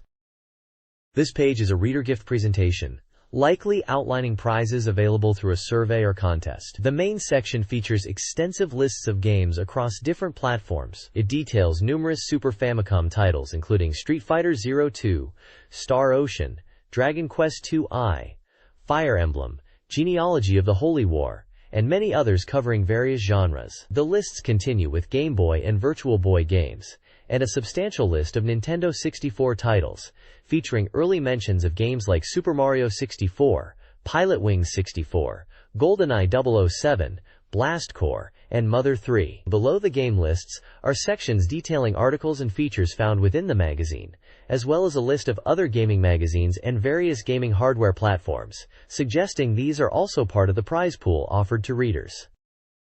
This page is a PlayStation advertisement showcasing upcoming games including Street Fighter Zero 2, Popolo Cross Story, and World Stadium X, alongside budget re-releases of popular titles like Arc the Lad and Ridge Racer. This page is a PlayStation ad highlighting a console price drop to 19,800 yen and the game to ball number 1, releasing 8 halves 5800 yen, which includes a Final Fantasy V2 trailer, emphasizing excellent service. This page is a technical strategy guide for Pilotwings 64. It offers lectures on core flying skills, specifically covering landing techniques from basics up to the B license level, and provides methods for acquiring gold badges. The magazine positions itself as a coach for players lost in the skies, encouraging those struggling to get badges or considering giving up on the game to read their guide. The page features screenshots showing flight over the Grand Canyon and around an island, highlighting the diverse environments. It also includes an image titled The Dream on the Desk, depicting model aircraft building tools, suggesting the game's simulation and crafting feel. Basic game information like the platform, N64, genre, simulation, and original Japanese price, 9,800 yen, are also presented. This page dives into the fundamental knowledge needed to master Pilotwings 64, acting as a guide for players aiming for flight proficiency. It emphasizes the importance of basic skills for earning licenses and gold badges across the hang glider, rocket belt, and gyrocopter disciplines. The game features a clear progression system through classes, beginner, A, B, and P license, unlocked by achieving a required average point total across all tasks in the current class.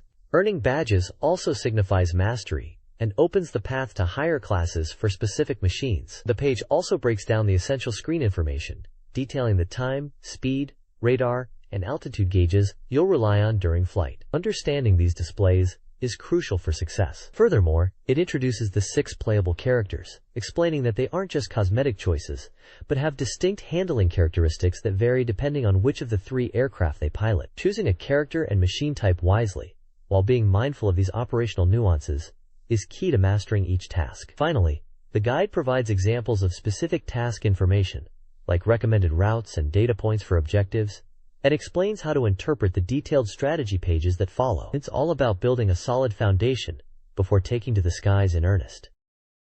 This page delves into the strategy guide for the hang glider in Pilotwings 64. It explains that unlike other vehicles, the hang glider has no engine, requiring pilots to descend gradually and utilize thermals, rising air currents, to maintain altitude. It also notes that controlling the glider is influenced by wind and the pilot's skill. The guide breaks down key techniques into 4 lessons. Lesson 1 emphasizes maintaining speed to prevent stalling, a critical risk, especially below 20 km per hour. If you lose speed and stall, dropping the nose to gain speed is the recommended recovery. Lesson 2 covers utilizing thermals, visible as swirling fog or dust devils, to ascend. Flying into these allows you to gain significant altitude, often 50 meters or more, which is essential for reaching higher objectives or simply staying aloft. Lesson 3 focuses on the flare maneuver, a unique technique for the hang glider used to rapidly decelerate or make a quick descent. This is crucial for precise landings and is a fundamental skill to master. Finally, Lesson 4 provides tips for landing, recommending a speed of 50 km per hour or less. The best approach angle is achieved by aligning the hang glider's triangular frame with the center of the landing point. Applying a flare just before touchdown is key to a smooth landing. This page focuses on the hang glider beginner class in Pilotwings 64, specifically highlighting the Holiday Island area. It's presented as an ideal starting point, with few obstacles, perfect for enjoying the wide-open sky. The featured task is Albatross Nest, challenging players to ride a thermal upwards, fly through rings, and execute a precise landing. The guide stresses the importance of mastering basic hang glider control, including using thermals to gain altitude, and perfecting the approach angle, speed, and timing for landing. Points are awarded for clearing rings in the final landing. The page notes that some areas offer free flight without specific tasks. It also highlights the hang glider's photo-taking function, shared with the Birdman. A separate tip box describes the Birdman's hovering ability, a unique feature not available to the gliding hang glider. Screenshots show gameplay and a menu indicating task completion and scores across different levels. This page covers the hang glider, a class license in Pilotwings 64. Set on the challenging, snow-covered Everfrost Island. This class tests the player's courage and skill with full-scale tasks. The A class introduces more technical missions. Task 1, Photo Cruise, requires navigating the icy terrain to photograph geothermal vents, emphasizing precise positioning for the best shots. Task 2, Chicken Dive, is a harrowing flight through a narrow valley lined with 13 rings, demanding accurate steering and control to avoid crashing into the sheer cliffs. Task 3, Sharp Turn, Sharp Ascent, focuses on advanced maneuvers, specifically the required sharp turn and upward climb to clear the final ring, highlighting the need for quick, precise stick inputs, including a challenging opening sharp dive. The screenshots show the player flying through the snowy mountains and attempting these difficult tasks. This page features the Hang Glider B-Class license in Pilotwings 64, shifting the challenge to the beautiful Crescent Island. This class is designed to build confidence and mastery of the Hang Glider controls before moving on to more advanced tasks. There are 3 distinct tasks presented here.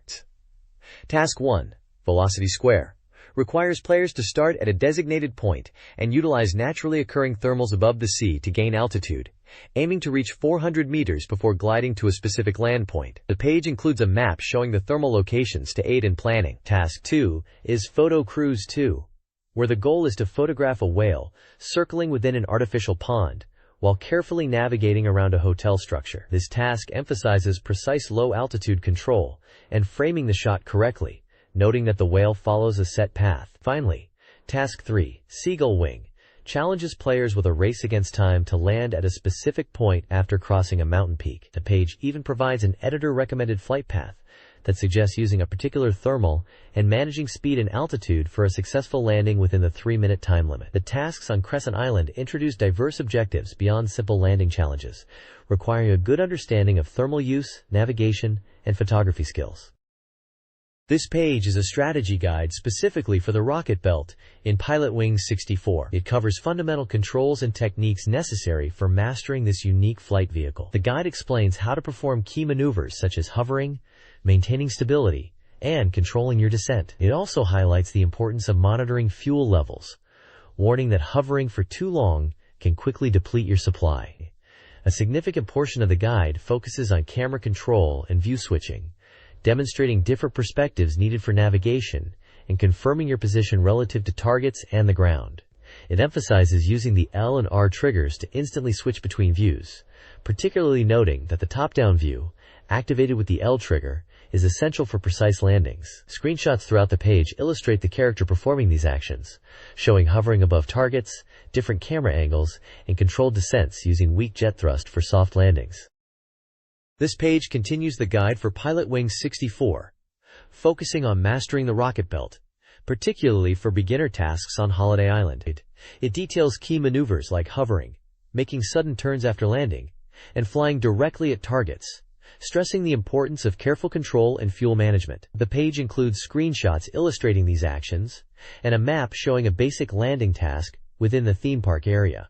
It highlights that as you progress, different aircraft and challenges become available. The guide introduces the Birdman, noting it's the only vehicle allowing you to fly at night and experience the game's stunning starry sky, and encourages players to practice the rocket belt to advance. This page continues the guide for Pilotwings 64, focusing on mastering the class license for the rocket belt. It details advanced challenges requiring subtle posture control to avoid deductions, particularly in dense city environments like Little States and Metropolis stance. Players must navigate complex ring patterns in tight spaces, executing tricky maneuvers like hovering, followed by sudden ascents or descents. The guide also covers essential techniques such as the touch and go, and highlights the difficulty of tasks involving strong crosswinds, like those found when landing on certain pads. Successfully completing these missions requires not only precise flying, but also careful fuel management, as running out of fuel is a constant risk during these demanding tests. This page continues the guide for Pilotwings 64, focusing on the challenges for the B-Class rocket belt license. It highlights 3 specific tasks across different locations.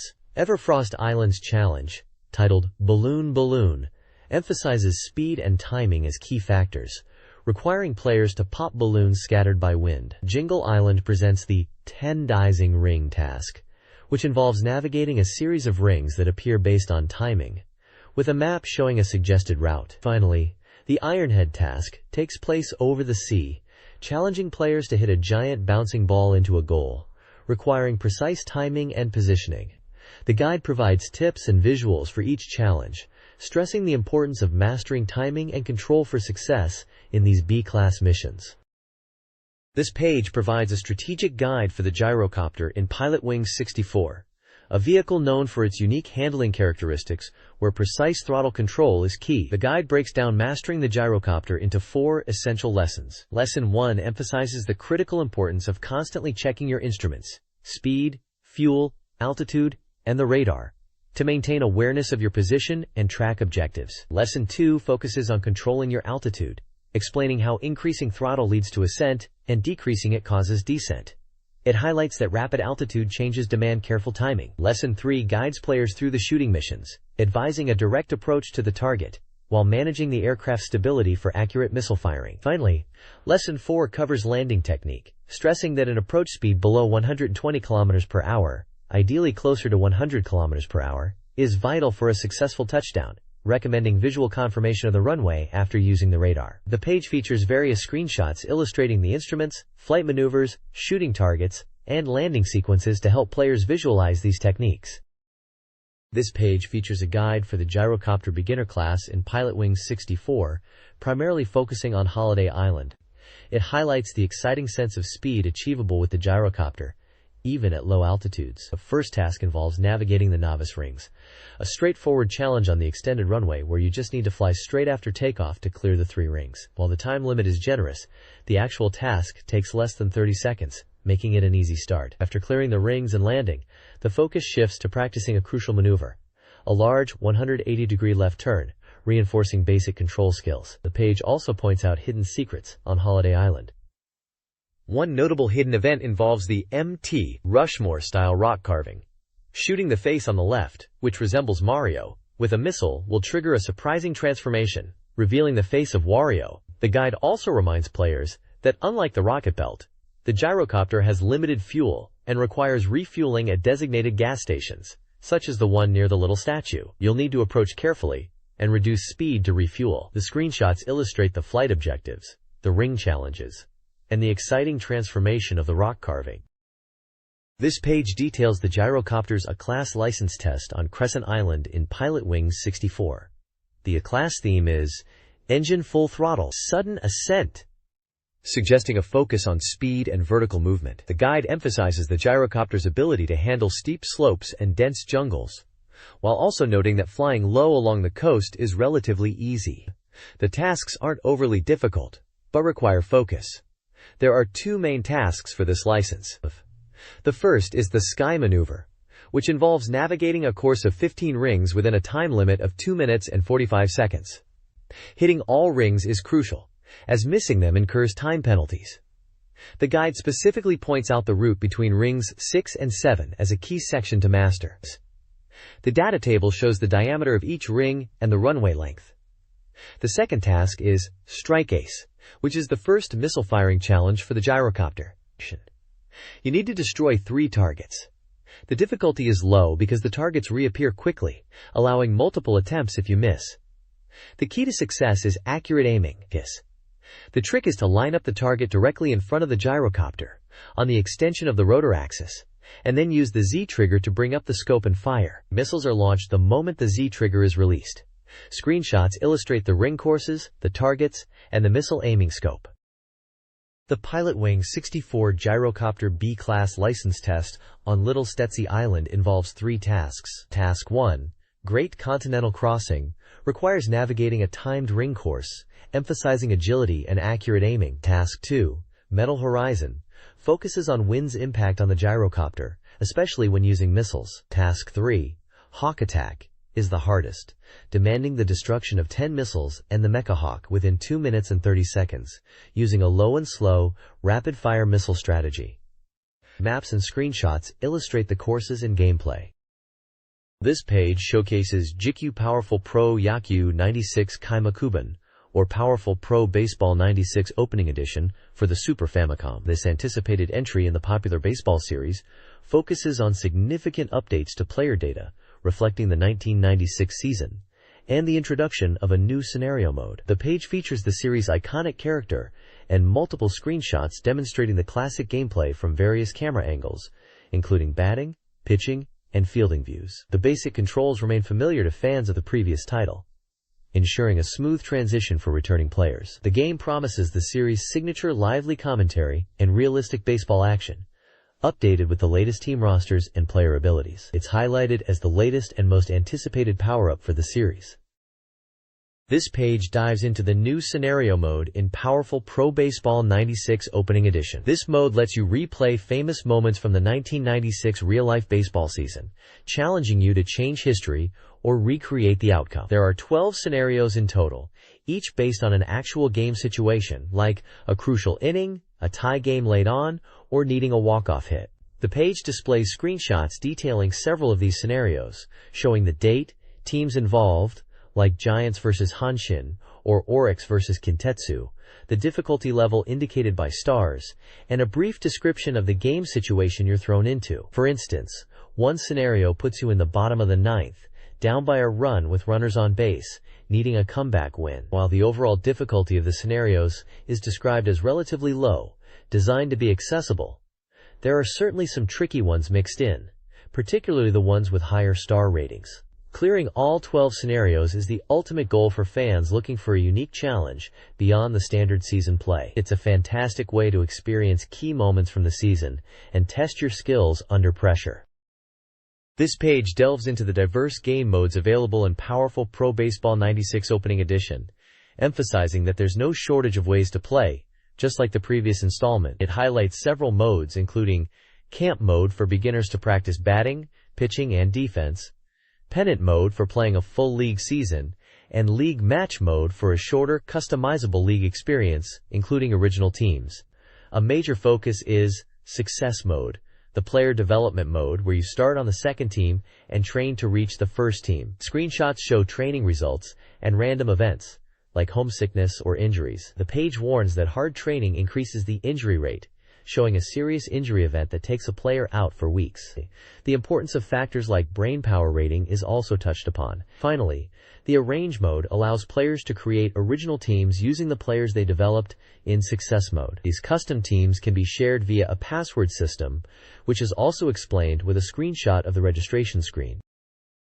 This page dives into the player roster of powerful Pro Baseball 96 Opening Edition, focusing on the new additions for the 1996 season. It proudly states that a total of 74 new players and transfers are included, bringing the game up to date with the latest real-world baseball movements. The page highlights key players like Ichiro, noting even his nickname registration, and points out significant rookies and players who have changed teams. Screenshots show various players in action with their stats displayed, such as Yamamoto after transferring, or the rookie Hitoshi Nishi. The dynamic nature of the player data is emphasized, with notes on players whose stats have been updated based on recent performance, and even those with name changes. Extensive lists cover players for every team in both the Pacific and Central Leagues, though they are too numerous to detail individually here. The focus is clearly on the updated realism and breadth of the roster in this latest installment.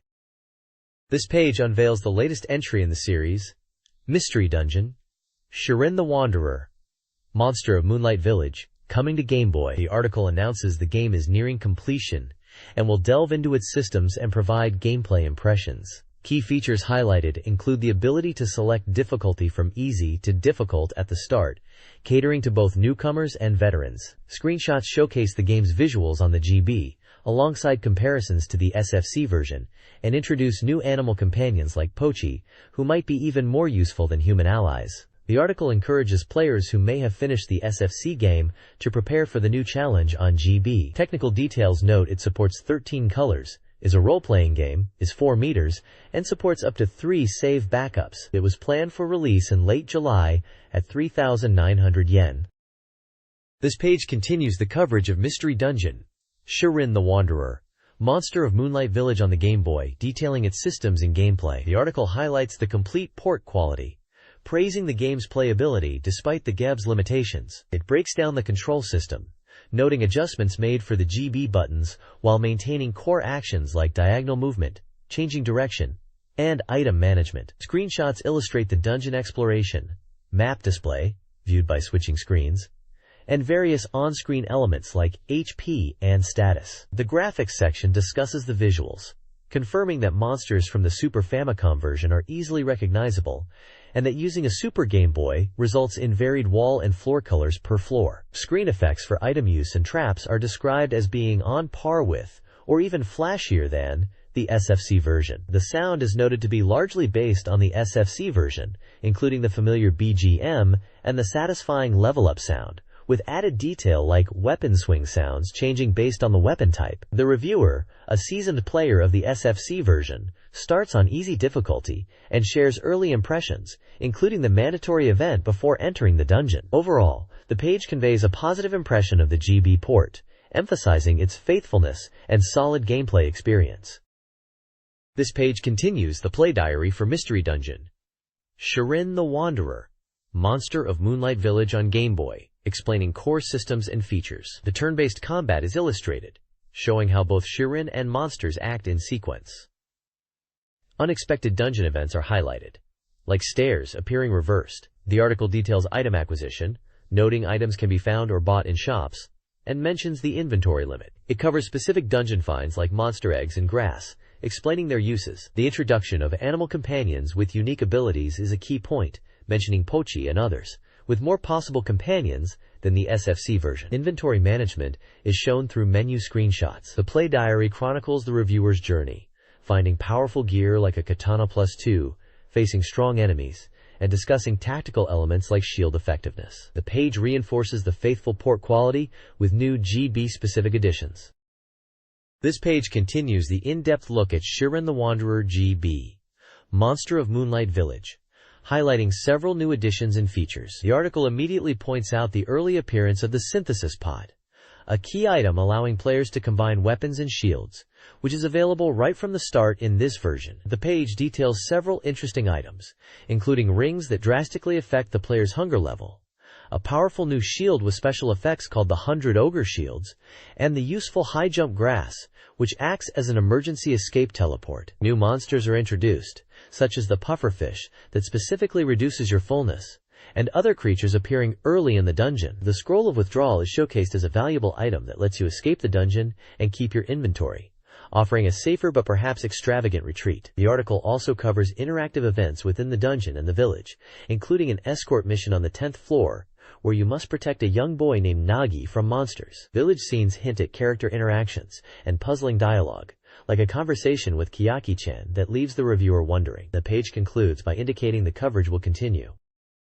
This page continues the detailed look at Shirin the Wanderer GB, Monster of Moonlight Village, focusing on the early game events and dungeon progression. The report highlights a disturbing event in Moonlight Village involving a potential sacrifice of a girl to a monster, an ancient custom the village follows. The article follows up on the escort quest introduced on the previous page, confirming that the young boy Nagi is indeed somewhere in the 10th floor dungeon and must be found. Shirin also returns to Moonlight Village and encounters the traveling pharmacist Yoshizuta, surprisingly receiving a giant onigiri from villagers, despite Yoshizuta's seemingly ungrateful attitude. A dialogue choice presents an opportunity to promise help to a character named Fumi.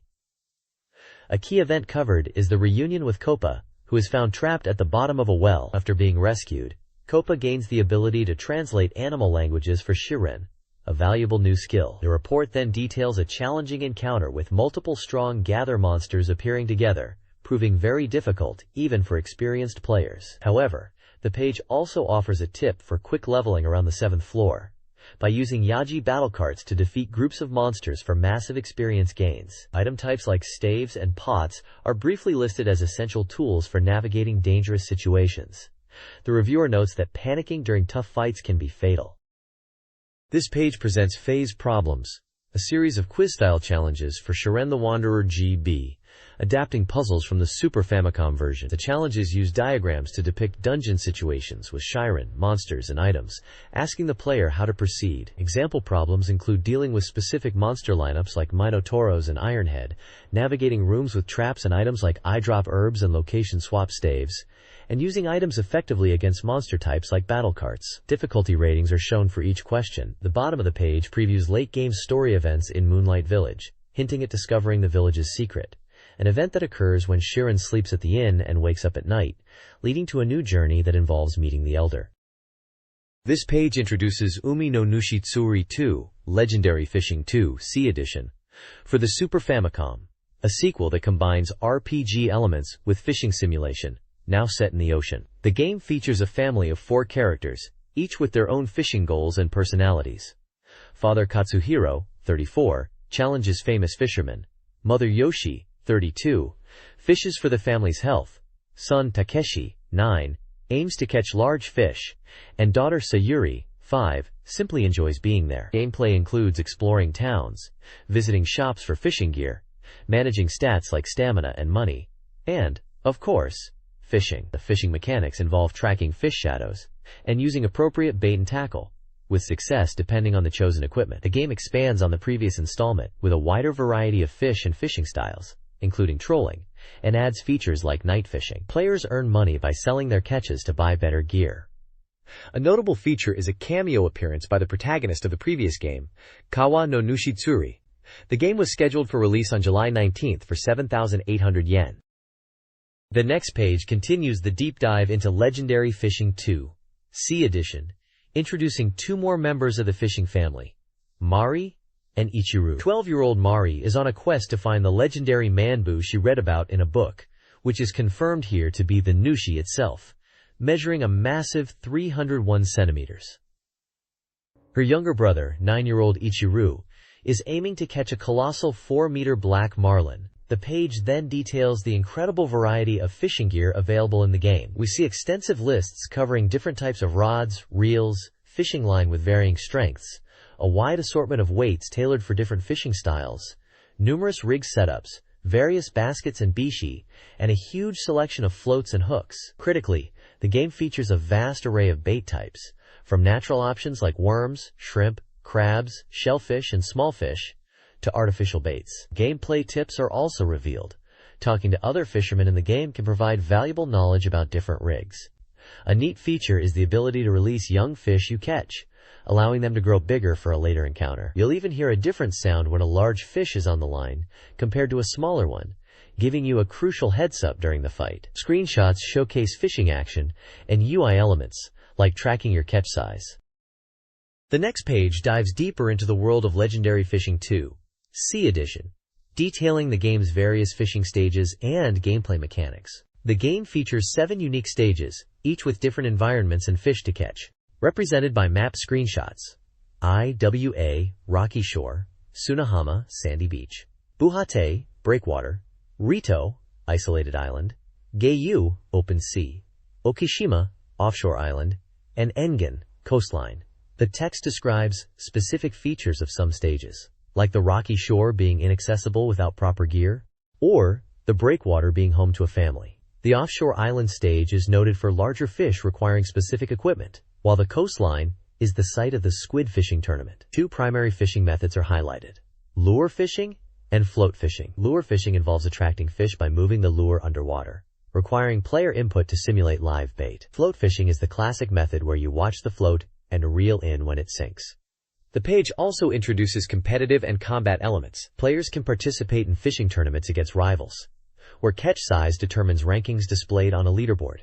Unexpected encounters with animals can occur while exploring. Players must choose to fight or feed them. Attacking is straightforward, while feeding provides health recovery. Bug collecting, using special glasses, is also mentioned as a way to find bait. The game encourages using the in-game fishing notebook to review catch records and fish details, including size rankings. This page serves as a comprehensive guide to the diverse fish and essential items found in Legendary Fishing 2, C Edition, building on the gameplay overview from the previous page. The headline proudly announces the game's vast aquatic world, featuring 108 types of fish ranging from elusive nighttime catches to massive 3-meter giants inhabiting the 16-meter deep sea. The majority of the page is dedicated to showcasing various fish species. Each entry includes an image of the fish, key statistics like catch results, longest size caught, and catch rate, along with detailed descriptions covering their habitat, diet, and potential uses once caught, such as sashimi or salt grilled. You'll find information on species like the red snapper, sea bass, sailfish, and even the formidable black marlin, giving players insights into where and how to find them, and what makes them valuable catches. The lower section transitions to an item list, essential for any aspiring angler. Illustrated entries display useful gear such as chum to attract fish, fish skin gloves for handling thorny catches, the fishing newspaper for tips, and the fishing notebook to track your progress. Other crucial items include a life vest for safety, a headlight for night fishing, a compass for navigation, and a canoe for exploring the waters. The descriptions briefly explain the function of each item, highlighting their importance in the game's fishing mechanics. This page introduces the Super Famicom Turbo, an accessory for the Super Famicom that adds 2 cartridge slots, enabling new gameplay possibilities like data exchange or linking games. It highlights the first games supporting the peripheral. The main focus is on Crayon Shin-chan Nagagutsu Doban, an action puzzle game. Screenshots show Shin-chan and friends on a grid-like stage filled with puddles. The goal involves jumping on these puddles, which makes them burst, and potentially knocking opponents off the screen. The game supports up to 3 players simultaneously. Other mechanics include using barrels to warp around the stage and collecting items from lunchboxes. Also featured are 2 other Super Famicom Turbo titles: Poi Poi Ninja World, described as an action game with puzzle elements and enjoyable map creation, and SD Ultra Battle Ultraman Densetsu, an easy-to-play fighting game featuring characters like Ultraman 7, Red King, and King Joe, promising intense special move clashes. The Super Famicom Turbo itself is announced for release on June 28th. The article notes that the main appeal of the accessory and its games lies in the potential for data exchange and diverse new ways to play, along with the affordable price of the software. This page dives into the world of CD Gundam Generation on the Super Famicom Turbo, showcasing 3 distinct titles. First up is SD Gundam Generation, Axis Senki, the 3rd entry in the series. It covers the turbulent era following the Grips conflict, focusing on the rise of Hayman Karn's Neo-Zeon forces, as depicted in Mobile Suit Zeta Gundam and Mobile Suit Gundam ZZ. The screenshots show strategic map gameplay and unit stats, typical of the simulation genre. A key feature highlighted is the devastating colony drop, promising large-scale battles. Next is the world of F91 plus Char's Counterattack. This game appears to bridge different Universal Century timelines, bringing together iconic elements from both the movie Mobile Suit Gundam, Char's Counterattack, and Mobile Suit Gundam F91. Players can expect to command legendary units like the New Gundam and Sazabi, alongside the cutting-edge Gundam F91, and units like the Vinya Gina and Heavy Gun, featuring characters like Amuro Ray, Char Aznable, and Seabook Arno. Finally, SD Gundam Generation. Babylonia Kenkoku Senki zeroes in on the Gundam F91 timeline, likely focusing on the conflict with the Crossbone Vanguard. More high-performance mobile suits from F91 are featured, suggesting a deeper dive into that specific era. The series continues to offer detailed simulation gameplay. The bottom of the page provides a brief schedule of upcoming Super Famicom Turbo releases, listing various titles including more SD Gundam games and other genres set for release over the next few months.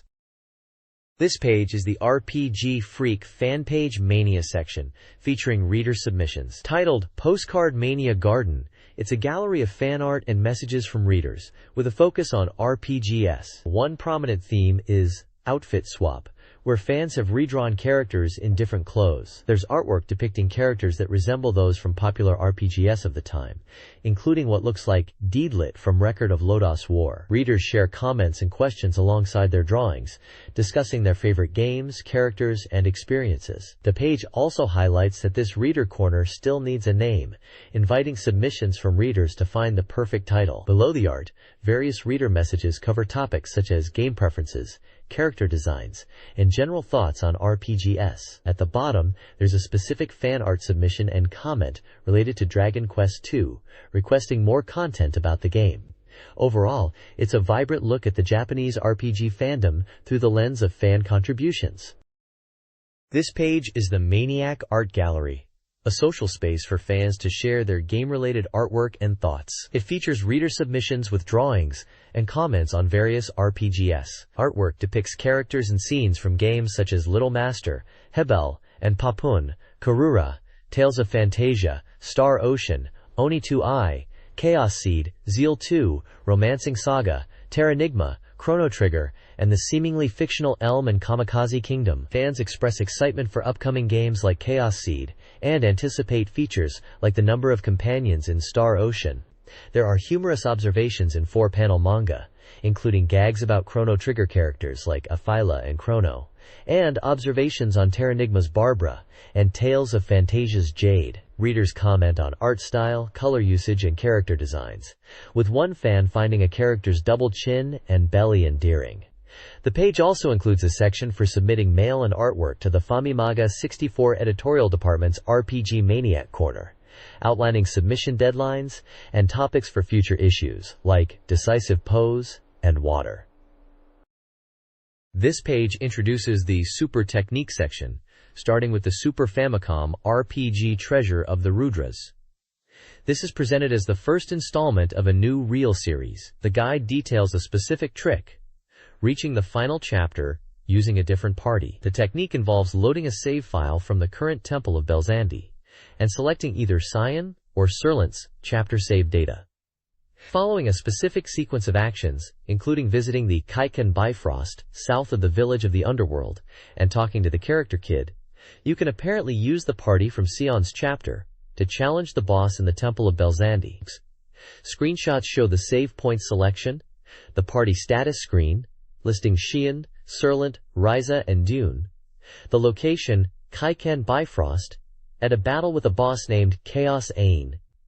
The guide also highlights how this method affects game events, showing scenes where characters' dialogue changes, such as Batishan speaking lines, normally delivered by Dune. This allows players to experience parts of the game with an unconventional party setup and see altered event dialogues. This page dives into helpful tips and secrets for several Super Famicom titles. First up, Fire Emblem, Genealogy of the Holy War, detailing how to obtain the valuable shield sword. This guide explains that in Chapter 4, a villager will ask the dancer Sylvia to perform. By moving Sylvia to a specific village on the map, she will receive the shield sword as thanks. This blade is noted for its ability to grant a +7 defense boost when equipped, making it particularly useful for characters like Sylvia with lower weapon levels. Next, there's a guide for Dark Half, revealing how to acquire the hidden item, the Fatiara. It outlines a quest starting in the Montillo area, where a soldier asks the player character, Falco, to deliver something to his family in a hidden village. After interacting with the family, visiting the Stone Master's mansion to get Ezel's keepsake, and then returning the keepsake to the hidden village family, Falco is rewarded with 5 Fatiaras for his good deed. Finally, the page offers advice for Gokinjo Bokentai after completing the game. It explains how to unlock and play in VMAX mode, which significantly speeds up character growth, making subsequent playthroughs easier and allowing stats to increase rapidly, as shown in a screenshot where just 1 week of studying dramatically raises character meters.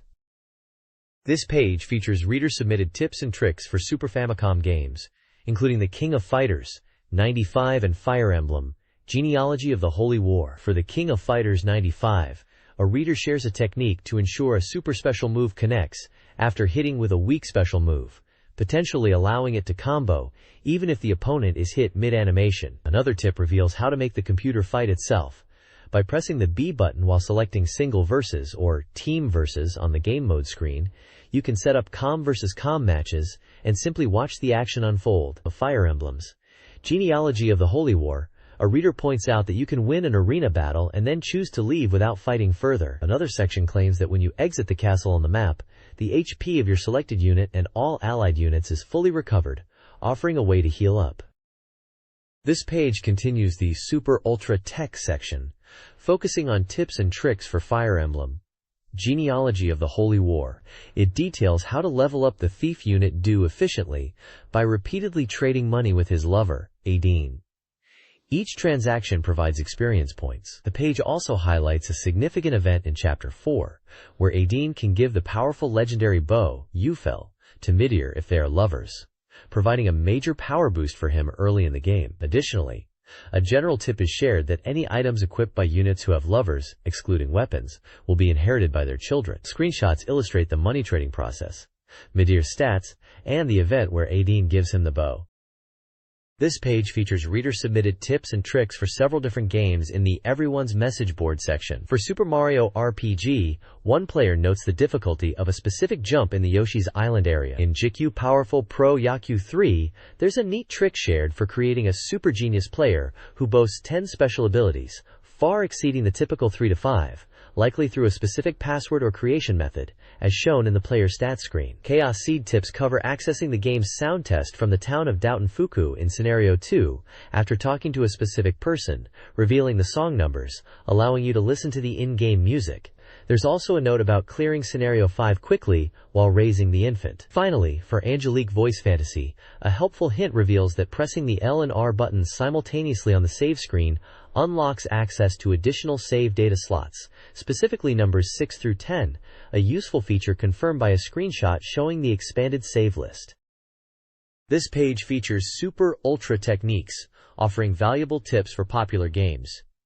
For Super Mario RPG, Legend of the Seven Stars, there are 2 key secrets revealed. First, using the Yume Makura, Dream Pillow, item at the inn in Monstro Town allows you to see different dreams, with a screenshot showing the ghost form of Mallow. The dream shown depends on certain conditions and can only be viewed once. Second, the ending fireworks display changes based on how many fireworks you bought from the vendor in Moleville. A table shows that buying 02 fireworks results in a mushroom display, 34 shows flowers, and 5 or more shows stars, leading to a more elaborate ending sequence depicted in screenshots. Additionally, there's a tip for GQ Powerful Pro Yakyu 3, explaining how to change a player's uniform number using a password generated after clearing success mode. The process involves inputting a password and then pressing the start button repeatedly to change the number, illustrated with screenshots of the password entry screen and player roster.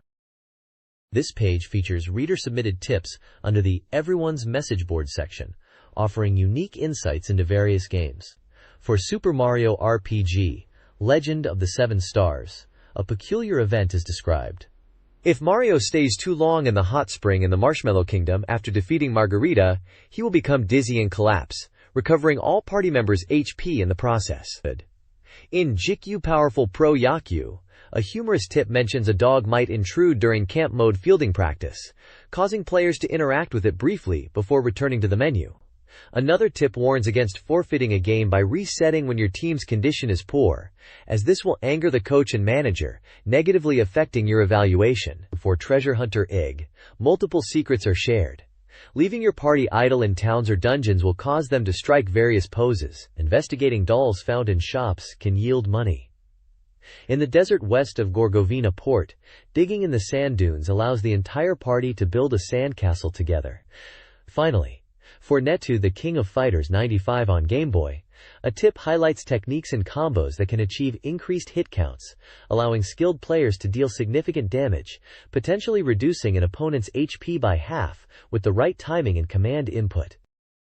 This page features the magazine's Super Ultra Technique section, dedicated to showcasing reader-submitted game tips and tricks. It also includes a call for readers to submit their own techniques for a chance to win prizes like gold, silver, bronze, or wood coins, which translate to cash or gift certificates. Submissions could be sent via postcard or a dedicated 24-hour fax line. Several interesting techniques are highlighted for Super Famicom games. In J-League Excite Stage 96, a glitch allows the goalkeeper to rush far out of the penalty area if certain conditions are met in training mode. For Fire Emblem, Genealogy of the Holy War, there are a couple of useful tips. Waiting idly in the main army castle for a minute triggers a nostalgic BGM track, and holding select while pressing start when resetting the game lets you quickly skip the title and demo screens and go straight to the main menu. Finally, for Gokinjo Bukentai, a humorous tip reveals you can destroy tiny poop-like statues found in the park by dashing into them, with the magazine commenting on the silliness and the character's potential naughtiness. The page also briefly mentions the winners of a previous contest and reveals the answer to a fake technique question from an earlier issue. This page dives into Operation First Look, Super New Games, showcasing a variety of upcoming software titles. The main highlight is the N64 puzzle game, Kuonpa, developed by T&E Soft. Described as a new sensation puzzle, the core gameplay involves rolling a colored cube across a grid of panels. The goal is to align the cube's top color with the panel color beneath it to make the panel disappear. There are different panel types, including life panels, which must be cleared within a time limit. The game boasts visually striking, beautiful production with sparks and light when panels are erased. Kusampa features both normal and puzzle modes, each containing 100 unique stages to challenge players. The page also provides a breakdown of 5 basic techniques for erasing panels, illustrated with diagrams showing patterns like the wall, U, straight line, C-all, and W types. Additionally, an index on the side lists other games covered in the magazine, including Super Famicom titles like Thoroughbred Breeder 2i, Dukyusei 2, Dragon Knight 4, Pinocchio, and Marvel Superheroes, War of the Gems, plus Game Boy titles like Mogaranya and Momotaro Collection. These other titles are featured on different pages within the magazine. The next page continues the Operation First Look feature and delves into the Super Famicom action game, Pinocchio, developed by Capcom. The article highlights the game's incredibly smooth movements, noting they are as impressive as animation, and praises its graphics for capturing the atmosphere of the classic Disney masterpiece. Gameplay involves jumping and attacking, but the page emphasizes the diverse mechanics across different stages. Players will explore various environments, like towns, ride karts similar to a jet coaster, and even fly through the air holding onto hot air balloons in the amusement park stage. A standout feature is the variety in gameplay styles. One stage puts you in control of Jiminy Cricket, chasing away bugs, while another is set on a theatrical stage, where Pinocchio's actions sync with surrounding puppets, offering a unique rhythm-based feel distinct from standard platforming. The game promises thrills and enjoyment for everyone, with its adjustable difficulty and wealth of creative mechanics. This page features the Super Famicom action game, Marvel Superheroes, War of the Gems. The game is a side-scrolling beat-em-up, where players choose one of 5 iconic American heroes to battle the villain Thanos and prevent him from gathering the Infinity Gems. The playable characters are Spider-Man, Captain America, Wolverine, Iron Man, and the Hulk, all familiar faces from American comics. Players select one hero and journey through various stages, facing off against enemies. The goal is to defeat the final boss, Thanos. Gameplay involves selecting one of the 5 heroes to fight with. Throughout the stages, players can acquire recovery items and other power-ups. Each character has distinct abilities in terms of attack power, defense, and speed, and they can execute powerful special moves by inputting specific commands. The game features large, detailed character sprites and diverse environments with different challenges. Unfortunately, the page notes that the simultaneous 2-player mode is only available in the Japanese version, which is a shame for co-op fans. Ultimately, the story progresses regardless of which character you choose, allowing players to pick their favorite and dive into the action. This page previews several upcoming games from Hudson Soft, highlighted as an ultimate latest sneak peek. Featured prominently are titles from the popular Momotaro series. First up are 2 Game Boy titles, Momotaro Collection and Momotaro Denkigeki. The collection appears to be a variety game featuring different styles, including platforming, where Momotaro can transform into a dog, monkey, or pheasant using items, each with unique abilities. He also attacks by throwing peaches. Momotaro Denkigeki is presented as a pure action game, a side-scrolling adventure where Momotaro battles demons by throwing peaches across 6 stages, each ending with a boss fight. The page also covers Super Momotaro Dentetsu 2, a classic entry in the strategic board game series. Players roll dice, acquire properties, and aim to accumulate wealth, competing against up to 4 players. The infamous disruptive character King Bonbi is known for causing trouble for players. Strategy is key in this game of asset management and chance. Further previews include several tentative titles. Puzzle Ninja is shown as a puzzle game with a familiar grid-based block-dropping style. SD Hiryu no Ken 2 looks like a 2D fighting game with large character sprites. Finally, Nintama Rentaro Special is teased as an action-adventure, leaving the player wondering about the nature of this new quest. This page provides the latest details on the Super Famicom adventure game, Dokusei 2. This highly anticipated title is slated for a tentative October release at 7,980 yen. Featuring a 32 meters plus 16K RAM setup. The preview offers a look at the game's prologue screens, highlighting key female characters who will appear. While based on the PC version sample, the SFC version features new illustrations, including package art and character designs not seen before. Gameplay is described as primarily choice-based, guiding the player through interactions to advance the story. Excitingly, the SFC version introduces new characters. A prominent illustration features several girls in school uniforms, suggesting a focus on school life and relationships. Two specific characters are profiled. Narusawa Yui, described as living with the protagonist and calling him Oni-chan, despite not being blood-related, and Narusawa Misako, the protagonist's widowed mother who runs a coffee shop and lives with him at the father's request. Screenshots showcase the game's interface with dialogue options and status displays, as well as various character scenes in different locations like streets and homes, giving a glimpse into the game's visual style and settings. The next page continues the character introductions for the Super Famicom port of Dokusei 2, titled Chao Shin Homing. This spread highlights several more of the game's key female characters you'll encounter. We meet Yoko Minagawa, who has a cool, slightly rebellious feel. Minori Kato, a bespectacled girl who seems unassuming but has a strong presence. Kozue Tsuduki, a junior who looks up to the protagonist. Karen Maijima, a popular idol. Misuzu Katagiri, a stylish teacher. Izumi Shinohara, the manager of the archery club. Tomomi Mizuno, the protagonist's studious childhood friend and neighbor, and Misato Nonomura, a bus guide. Each profile includes a short description and a glimpse into their personality and role, often showing them in typical game scenes or locations, giving players a better sense of the diverse cast.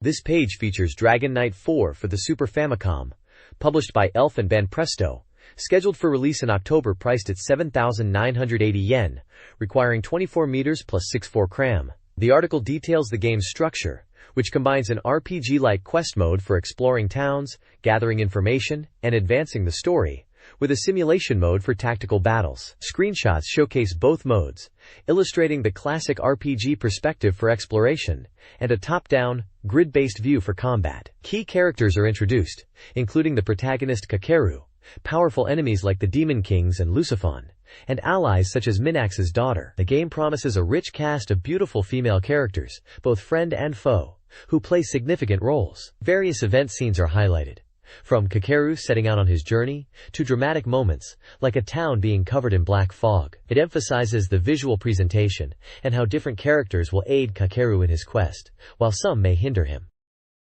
The next page continues the preview of Dragon Knight 4 for the Super Famicom, focusing on the tactical simulation battles. Combat is turn-based on a grid, and players control their units, considering their characteristics and the terrain. Attack ranges are shown, and units only capable of direct attacks are noted. The page explains that terrain, such as towns, provides defense bonuses, making it difficult to deal significant damage even with high attack power. Movement range also changes depending on the terrain. The page then introduces 3 original characters for the SFC version, newly drawn by Masaki Takei. Rydia and Hardis appear as enemies early in the story.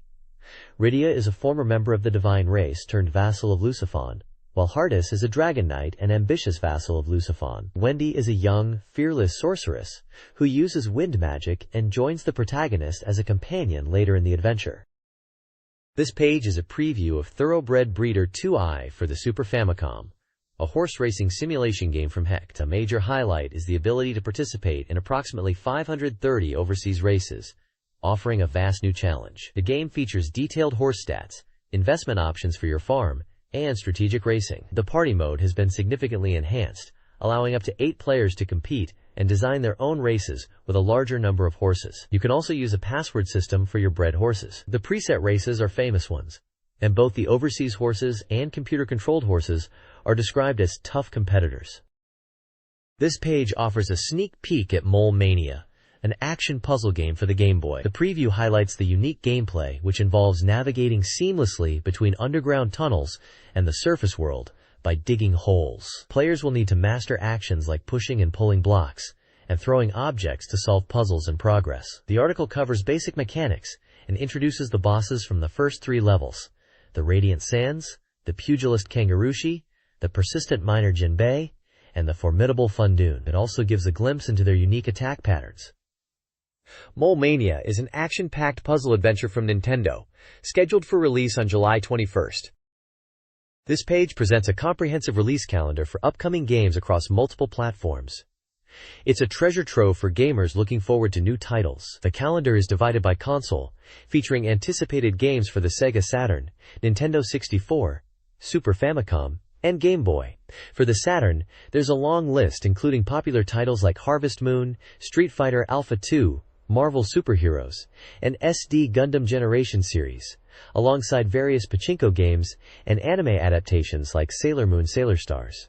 The Nintendo 64 section highlights some major upcoming releases from Nintendo and third parties, such as Wave Race 64, GoldenEye 007, Star Fox 64, The Legend of Zelda 64, Blast Corps, Body Harvest, and the highly anticipated Mother 3. There's also a list of sports games and other titles under development. The Super Famicom still has a strong lineup, with notable entries like Star Ocean, SimCity Junior, Energy Breaker, and the SD Gundam Generation series. Classic series like Nintama Rantaru also make appearances. Finally, the Game Boy section includes Namco Gallery Volume 1, the action puzzle game Mole Mania, which was previewed on the previous page, Bomberman Collection, and the roguelike Shirin, The Wanderer GB. Overall, the page provides a detailed look at the release schedule, offering a wide variety of games across different genres for fans of all major platforms. This page previews the upcoming issue, focusing on content perfect for the summer break. The main feature promises in-depth strategy guides, including continued coverage for the incredibly popular Super Mario 64, and a follow-up strategy for the aerial simulation game Pilotwings 64. The preview also highlights a separate supplement dedicated to the RPG Star Ocean and point-by-point strategies for the roguelike Shirin, The Wanderer GB, making it sound like the issue is packed with guides fans will need. The tone is exciting, suggesting readers won't want to wait for summer break to dive in. There's also a small comic strip featuring characters from the Hebereke series. The page includes sections dedicated to upcoming game releases and re-releases across various platforms, including Super Famicom and the Virtual Boy, alongside new hardware like the Game Boy Pocket. There's also an early bird information section with brief news on upcoming titles. The bottom half of the page is dominated by an advertisement for a Fanta soft drink promotion, offering the chance to win a Nintendo 64 console. This page is a full-page Konami advertisement for GQ Powerful Pro Baseball 96 Opening Edition, highlighting its latest data, player development, league mode, and team arrangement features for the new season. This page is a full-page advertisement for Konami's GQ Powerful Pro Baseball 96 Opening Edition for the Super Famicom, featuring updated 96 season data and commentary, set for release on July 19th. This page is an advertisement for the first BS Satellaview Cup Derby Stallion 96 Nintendo Breeders' Cup, a national tournament for players to compete with their horses via satellite data broadcast, with entries closing July 20th.